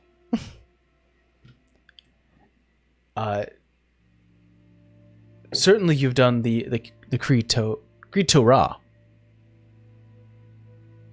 Who here speaks Elvish? I mean, I think it's just me. No, actually, wait. Let me double check. Yeah, I know, go I check. thought Yeah. Sam might. You do. Yeah. You do speak. All right. So Savannah and Vera, you understand that the Creed Torah is Elvish for the elemental wash. And he asks, "Have you done that for Vosen and Vera and Zima and Zulia?" We were neglected, apparently. You see your father go, Your words, You Sam." weren't neglected. We neglected to See? enact this ceremony. We didn't have all components on hand. We were missing an elder. Wait, what the heck is the Creature Ra? Uh, I mean, I know what it translates to, but I don't know what that is. Davis steps in. It's a tradition of our people, of our clan. Whenever a newborn is welcomed and given birth, it's an important act for Eldrin kind. It's a ceremony for, and looks to Dahlia, for the mother and for surrounding family. Well, what do we do? Your father looks a little... You actually see your father and your mother look a little concerned. We're doing sacrificing her to fire? I think it should be okay. No, dear. It's just that I've seen it happen. Or you, both of your father and I have seen the wash, but we've never done it on the material plane. Well, what do you do? Davis steps in. Well, generally, actually, no, this is your father, would say tradition dictates that the tribe elder, and motions now towards Davis, who would be technically the older of you all, performs a ceremony where they would summon both raw, chaotic forces that would do harm, and then fey spirits that would protect. They would protect the mother as he travels the Fey wild wilderness. Davis interjects. It represents our tie to the Fey realm. How us and nature as a whole, while when the ceremony is closed, is completed, or when the ceremony is completed and started, we know where Dahlia needs to go. That sounds a little intense. Wait, needs to go? Wait. To perform That the sounds wash. Yeah. That's a lot. Dahlia goes, it is. Generally, within the Feywild, we have a tie to the plane. We are of its seasons, of its nature. And the chaotic forces are... It's almost like an unmovable object and a unstoppable force. Within the Feywild, it just collides in chaos, and we are free to move past. It's this chaotic, hypocritical forces that just create a path of order for us. But within the material plane, we don't know. That and she sounds sort of like it reaches would out scare for a lot of people. Huh? I said that may scare a lot of people. She reaches out for your father, who goes, maybe we shouldn't. Yeah, now that I know what it is, that sounds kind of bad. Not to knock tradition, but like, it's not as normal here, I guess, to say it. Or is that even possible on this plane? Would you have to go back to the Feywild? Davis kind of clears his throat. Elvenkind don't have many children. Your family is an exception. Yeah, Dad's an overachiever. Vera?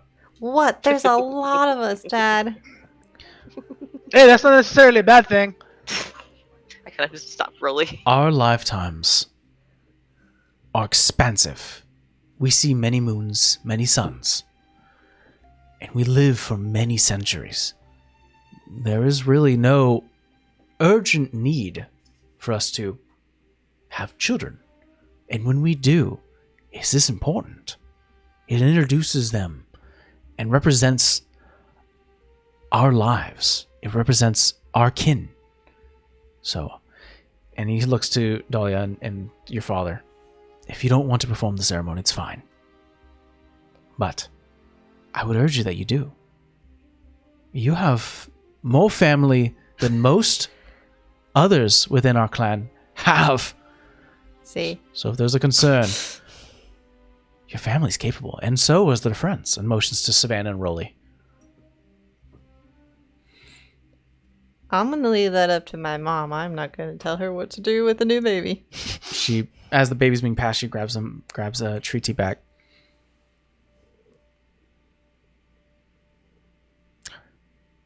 We come from the Feywild. It is who we are.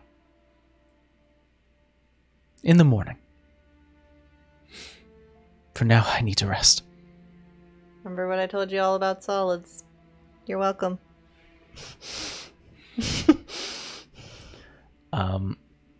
Your brother goes, oh, wait, shit, hold on. Immediately rushes upstairs. What is he getting? Trying to see if I have anything to make. Hold on.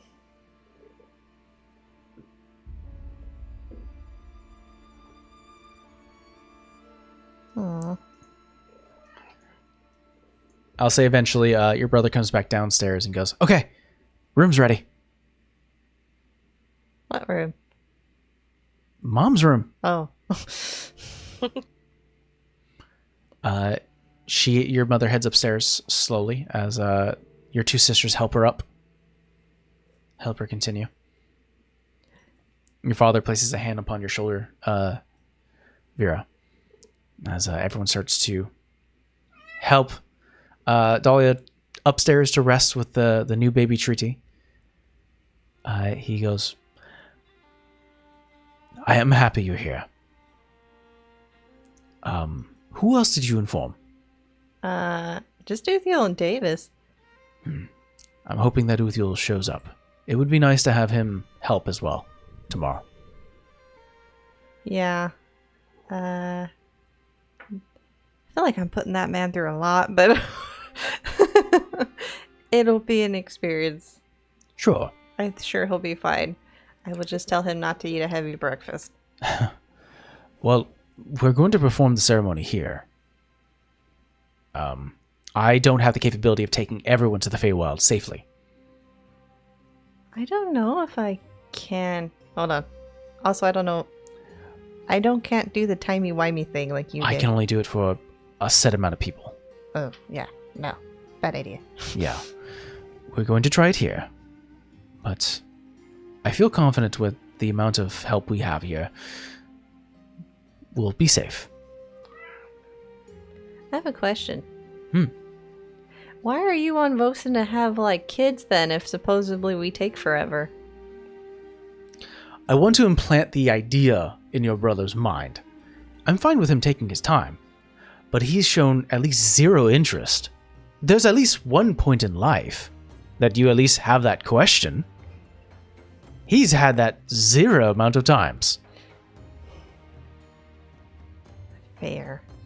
Wait, Zulia's had that question? Of course. Dear Lord. Never mind. You don't want to see what she dates. Can you Anyway, just stop doing that to your siblings? Dad, with all due respect, you've never had to meet any of her boyfriends up close and personal. I've met one of them. They were at the wedding. Yeah, it gets worse. It can't. It did. So yeah. Starts to walk off. Whoop. I'm for protecting your sister, but you didn't have to rat her out like that. If she wants to have babies, yeah, she literally said she doesn't care. She has them like on a retainer. How many babies is she gonna have? Well, unless I did some different anatomy, it's only one at a time. Yeah, that's a good question. I don't even know how that works. I mean, look at Uthiel. Human mom, fire genasi, and he just came out warm as a ginger. Weird. God knows what she's gonna have. I'm curious of what you two are going to have. Half elf something. Eventually. That's like on the bucket list. Apparently before like he gets too old, but yeah. How old is he again? 30. Yeah, she's probably thinking about doing that sooner rather than later. Just saying. We have a Speaking from a human. problem. Speaking from a human, just saying. The only human here. Mm-hmm. Man, this geese is good. Wait, Sav, do you have like a litter? Like how does that work? I think don't we know. are all. I just like Vera literally being curious and not insulting at all. She's like, wait. That seems like a Rolly question. Well, I mean, Okay, yes, we are cat, but we are cat people. We So, are humanoids. do you have- We only have them one at a time. are you Go sure? with that. Are you sure you don't have like a litter? I think my dad probably does. The way he acted. See? Dads are overachieving. I did not know we were not supposed to have that many siblings. I just thought this was normal. Yeah, tabaxis like to breed. They either breed or they run off, apparently. So So they come in litters? no, they don't. My mom did not have us all at once. I will say. I'm gonna answer your question. I will say this. This party is the only party where they have had so many siblings. All of you. All of us this time around. We didn't even A minimum of two siblings. We didn't even agree to it. We were just like, We yeah, didn't- we're gonna have a bunch. God damn. We're gonna have siblings, families. You guys start to hanker down for the night, and in the middle of the night, as you start to relax, hearing the soft collection of rain outside, do you hear? Oh, I recognize that heavy footstep. I'll be right back. Okay, I'll go get the door. You hear the door. You're not coming back, are you? What does that mean?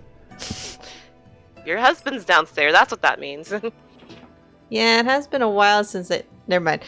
Oh, God! No, not that. You open Now the I need a drink. you open the door from downstairs as you head down the circular staircase, and there, standing in the front, going, the messied hair. Did you run here? Uthiel. Yeah. Literally? Why Well, do it? Never mind. I don't know even know why I asked. Let's come on. he comes out and he is just soaking wet. Can I get him a towel? Yeah. Sorry.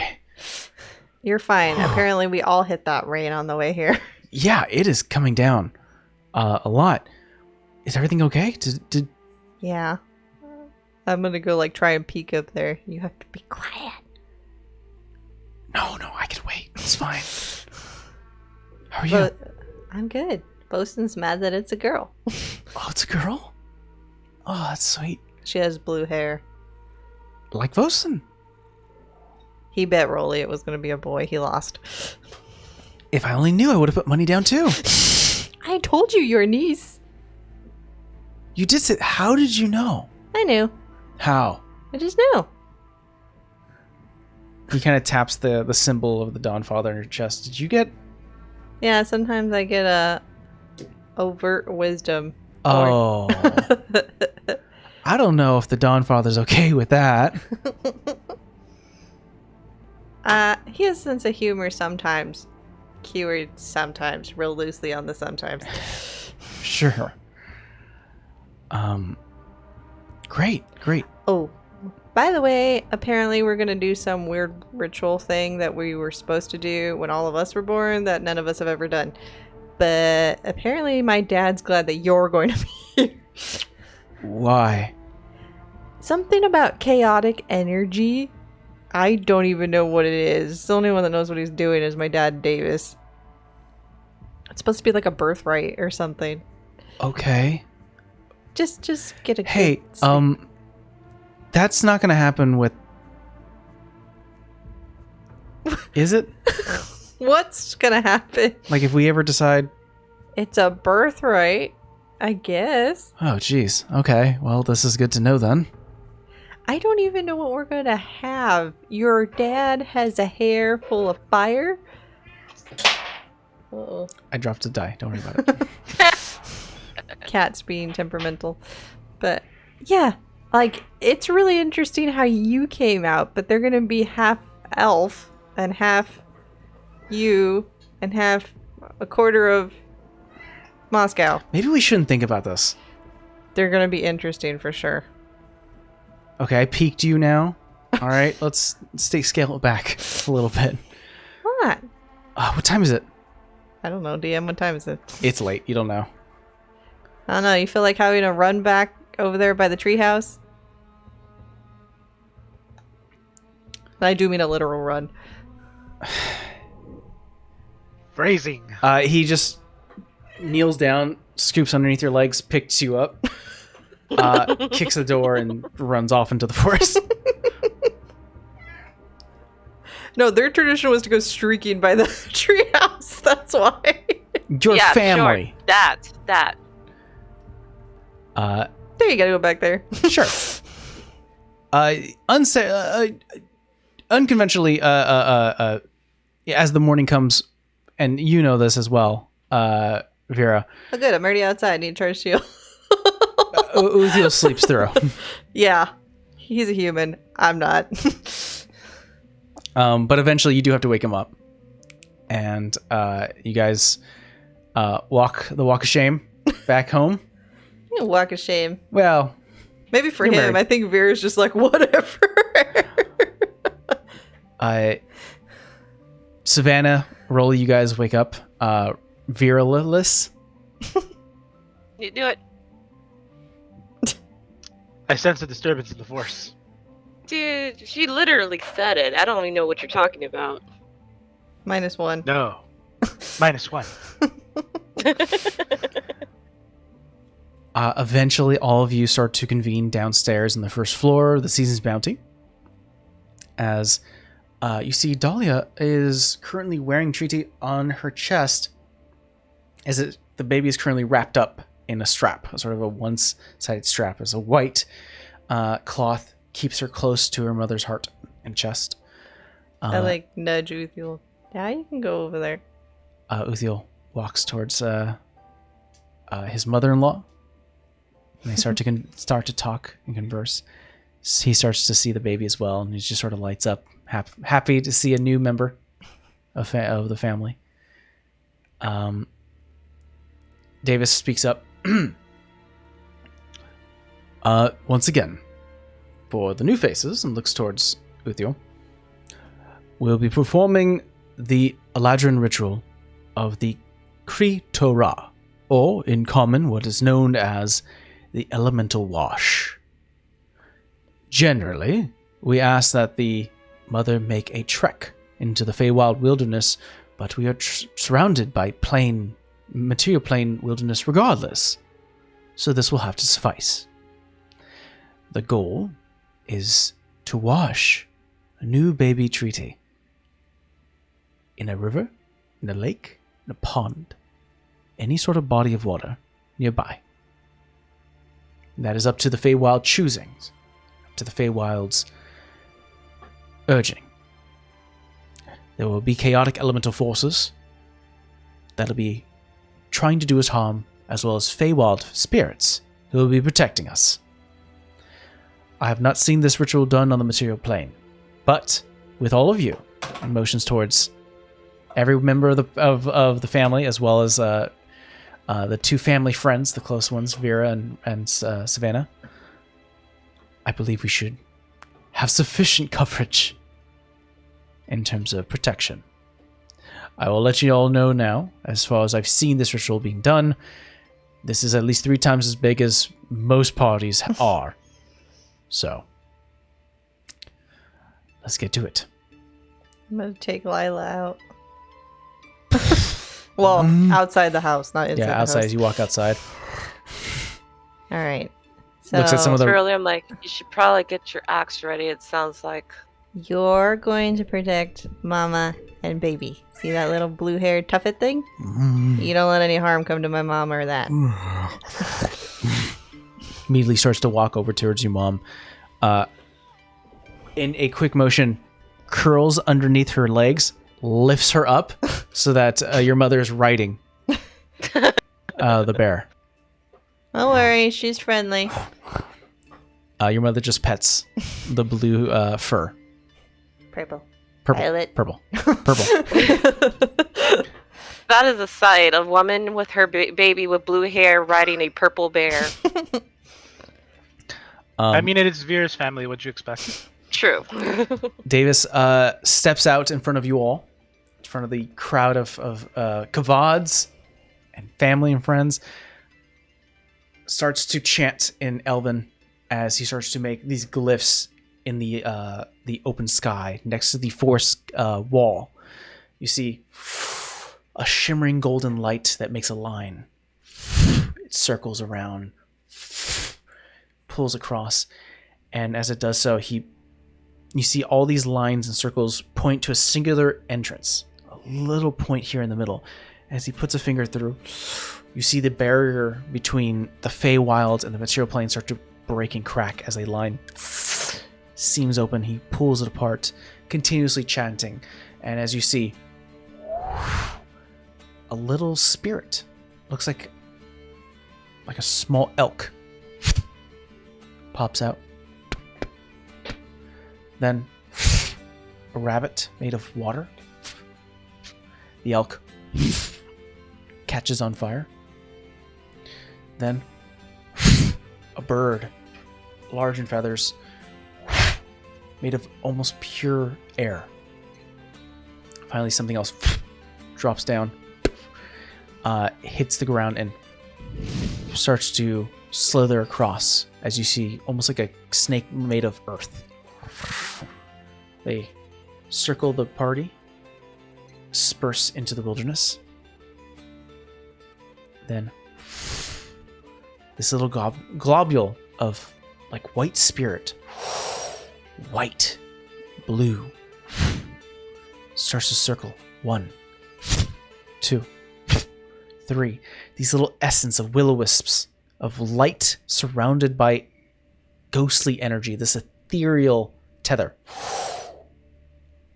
Davis motions towards these little energy orbs. These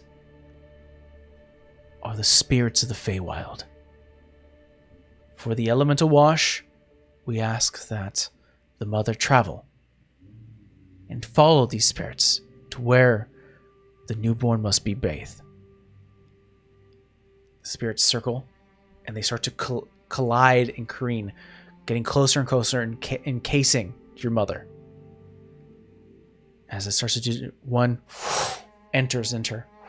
Another one, another. You see a little nervousness hits her until finally a straight, flat white line goes deep into the wilderness. Davis points. And we follow. Alright. Follow the line, Lila. Starts to move forward.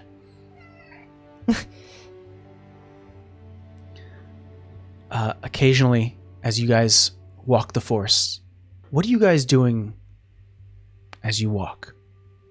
I think I'm listening. Okay. Perception check. Svenna.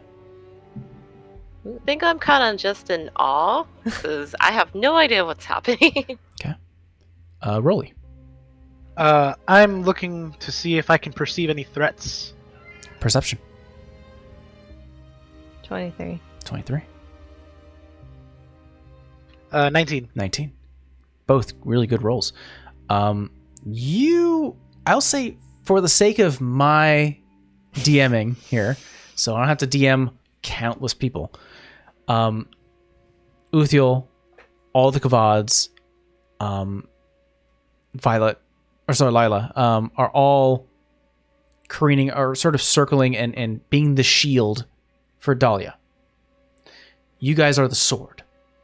You are acting as the vanguard, as you are currently maybe about 5 feet away from the party, the circular collection of people. You guys are all taking your own spots to take a look and prepare. Vera and Rolly, you notice occasionally during your walk, you would see something flickering. Rolly, you see something flickering of red and orange as you look to the right. And you see the stag, the deer, just through a couple of tree lines, fire burning across its form, almost walking with the party. Several distance away. And then the fire dissipates. And that sets you off nerve a little bit. Keeping yourself ready. Can I insight myself? Yeah, insight. All right, I want to insight myself. What does Rolly feel about this? Does he perceive it as a threat? Does he perceive it as a sign? Does he think that he's in danger? Does he feel that he's being protected? Oh my god, nat 20. Nat 20. Could have used that for the fight. Davis told you that the white line and these orb spirits are the protectors. They are the Feywild spirits. These little elemental creatures are not described as the protectors. And Rolly, you perceive them as hostile. As the fire one follows, dissipates. As you keep an eye out for anything else that would pique your interest, you hear the slithering of rock as you look around as much as you can, and not but maybe 15 feet away is almost like a cobra made of rock and gem, just digs into the earth, emerges, keeps up with the party, and emerges back in, disappearing. Vera, your experience on the opposite end of this sort of circular party, you're sort of taking both ends. Vera, you walk, and you hear a rush of wind. It stops. Bit of quick movement and wing flaps as you look towards the tree line, and you see this bird made of full air. Just stalking like a bird of prey to finally dissipates. And then as you see quick movements of a rabbit, like a jackrabbit, made of pure water. You are being followed. You are being hunted. But They are not attacking. I stare them down every Yeah. time I see them, like with like fierce like tiger eyes. Yeah. You get a sense with that nat 20, you get a sense that these Feywild creatures, the elementals, these sort of representation of elementals, are here to cause harm. But due to both the Feywild spirits and the fact that there are more bodies than there generally is for the Kritura, that they are keeping their distance and biding their time.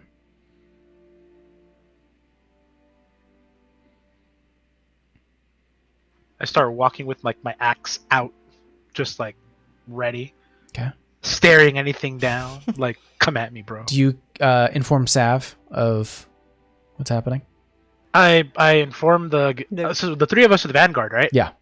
Yeah, So- remember, I'm oblivious right now because pretty. I took that into account. Don't worry.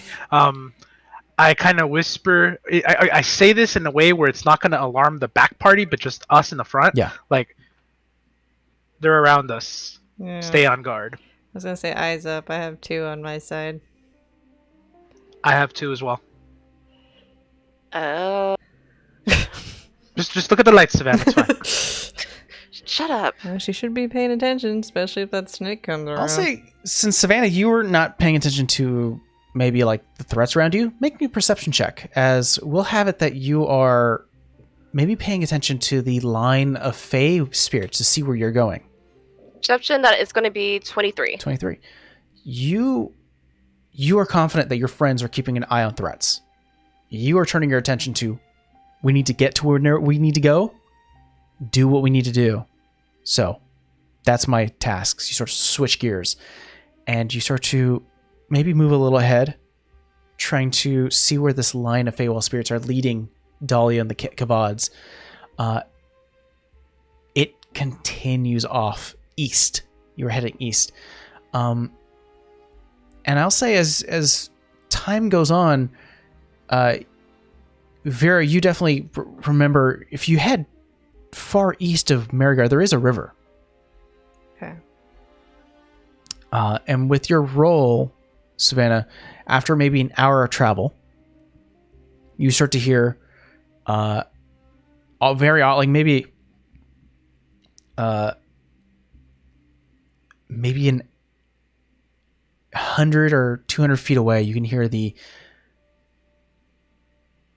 heavy flow of a river due to the constant rain. It's very loud. Kind of slow my pace a little bit so I kind of be back in level with Vera and Rolly and be like, there's a river ahead. Yeah, get ready, Rolly. I think they're gonna do their thing. Oh, I'm ready. How far up is my mom from us? She's about 30 feet away from, like, you guys are up about 30 feet above them, and they are 30 feet following you. So she's like in the center of the party. She's in the center of the party. A lot of her, Gotcha. you know, like right next to her is Cyrus. On the opposite side would be Davis. Surrounding them would be Zima, Zulia, Vosen, Uthiel. So they have like a band of like 6 people. I think I do the bond with my mom just in case. Shimmering white light. As you start to head closer and closer to the river, you see waiting on the opposite end of the river are all 4 spirits. Hesitant. Just standing. And as they see you, they stop. And once they see your mother, they start to spread. Not getting closer, but start to spread out. The spirits now light up the river in a certain point in the middle. The river itself, the water, starts to shimmer and glow like there's gold underneath the water. Soft, almost like a tornado of white and blue apparitions. Dahlia gets off. Lila, Carries Treaty. Keeping within 30 feet. Okay. Heads into the water. Everyone else stays by the riverbed. What are you guys doing? I'm staying within 30 feet of my mom. Yeah. I'm gonna stand next to the riverbed as close to her as I possibly can without interfering with anything. Ready for action. Okay. If the spirits parted, is there a way to stand next to the spirits as we watch? You would have to go across the river. Oh, cross the river. Never mind. Yeah. So, yeah, I will also just stand on the edge of the river, being ready to jump in if needed. Okay. Your mother gets to the spot where it's glowing. Gets Treaty out. Gives her a kiss. A smile. Grabs a rag she kept with her. Dips it into a bit of the glowing water. Runs the rag over the baby, and baby starts to cry due to the sudden shock of cold. But she's like, shh, shh, shh, shh, shh. It's okay. It's okay. Starts to bathe her.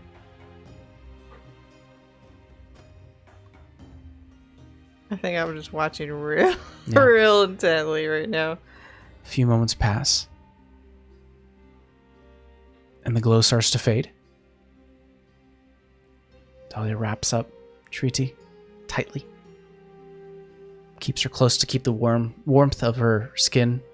Yeah, keep the body temperature right. Turns around and looks at you all as the Fey spirits start to dissipate. And you start to look at the elemental spirits. And they start to become translucent, as it seems that this ceremony is coming to a close. Davis smiles, puts a hand on his brother, and goes, "She's been blessed. And you have a blessing." Cyrus goes, I know I do. I have many blessings." Your mother starts to make it out. Like, walk her way slowly off the water, trying to make sure that she doesn't fall or slip. Spirits are gone. The elemental are near, like, almost like, not pretty much gone. As she starts to get maybe 1-2 steps, you see a flash. And it's not like a bright flashbang of a flash. It's more like the spirits that were tornadoing around you were always there, and they started to fade out. And almost like they faded back in.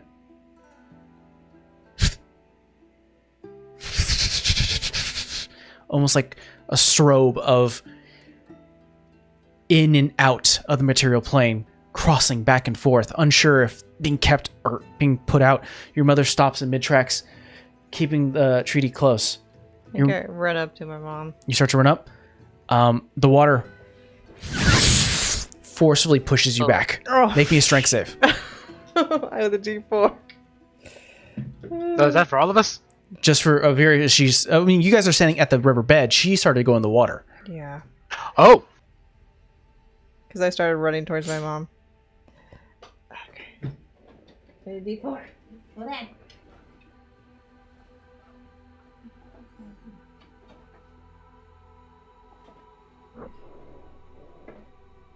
$16. You get pushed 10 feet back. Upon seeing this, Rolly's instinct will kick in and he'll jump in. Okay. I'm going to describe something as Vera gets pushed back, as you see the cause of being pushed back. And Rolly, you can make that call if you wish. But you are pushed back as this almost chaotic wave pushes you back, Vera. You fall back prone on your back as you land next to your party. As the wave drops after pushing you, you see that the water recedes, and it leaves a little something behind. And as you see the jackrabbit made of pure water, looks at you all. You see the water itself starting to shake and shimmer. You see the buck teeth actually start to. the scream itself sounds like a tidal wave. The wind around you starts to become hostile, difficult to see. The earth around you starts to shake and crumble. Your mother, currently in the middle of the water itself, actually starts to recede as she starts to stand on like pebbles and rock, start to rock around her. She has to drop to her knees to keep herself steady. The sky itself is clouded somewhat by the last remaining bits of rain, rain clouds. You look up and you see a little spark hundreds of feet up. As you see, peering over one of the clouds is a fiery, like a titan, fiery horns of a stag, looking over. It's just like an explosion of an earthquake and fire, eruption of a volcano. The fire itself, like a stag ready to pounce and stomp.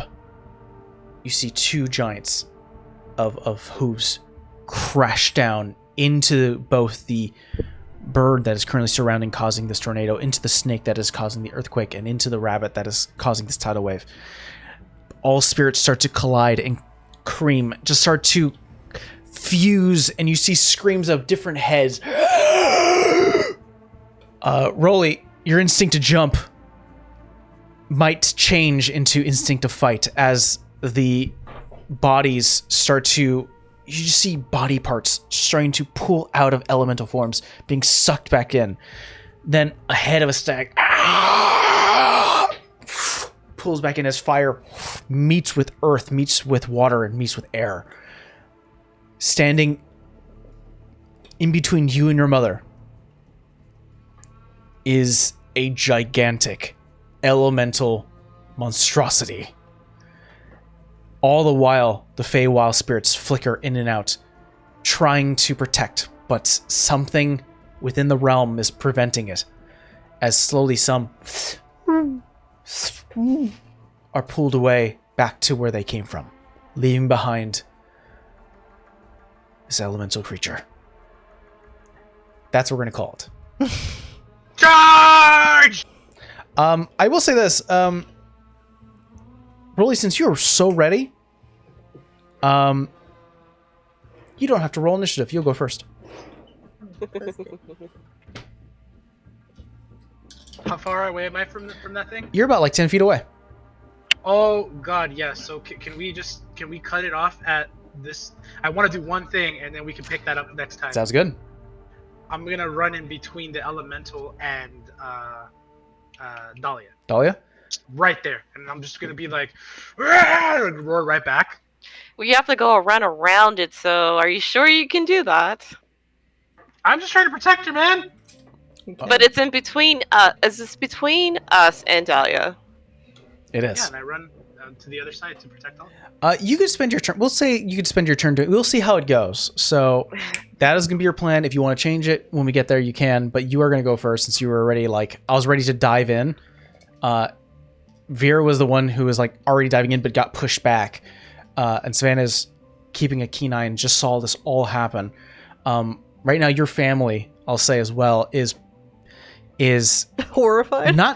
Yeah, like they're not horrified, but they're definitely not suited for this type of fight. I think the only one who's ready to fight, and I'm going to leave it up to you right now, so that way I can either exclude him or include him, is Uthiel. Uthiel's ready to fight. But do you want him to protect your family, or do you want him to fight with you?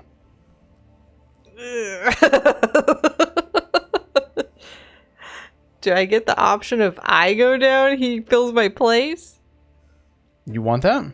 Yeah. Sure, but in this moment, do you want him to fight with you guys, or do you want him to protect your family? That's hard. I feel like my dad has something, and so does Davis. And all your family are capable of protecting themselves, but you know that Uthiel's trained for this. You know that your dad also hires bodyguards, so it's not like he's a fighter. I would say in front with us. Like, I feel like he would do the most. Are you keeping Lila with your family? I'm keeping Lila with my mom. She was riding her. Well, she had to get off to wash. Oh, well then, yeah, no, the bear will protect my family then. Okay. So as a human to like a non-elf or a non-elf to an elf, for this particular ritual, does she have to stay in the water or can she get out? She finished the ritual. She washed. Oh, Treaty. perfect. All right, get the hell out the river. let us handle this. Get the hell out the river right now. She's considered prone right now because of the earthquake. But yeah, she wants to get out. But between her and her family is... There's a big elemental, though. That's my thing. So- it's like, We'll get into that fight next week. Yikes. yeah. Until then, guys, we'll see you guys for episode 78. Bye. Bye. Bye.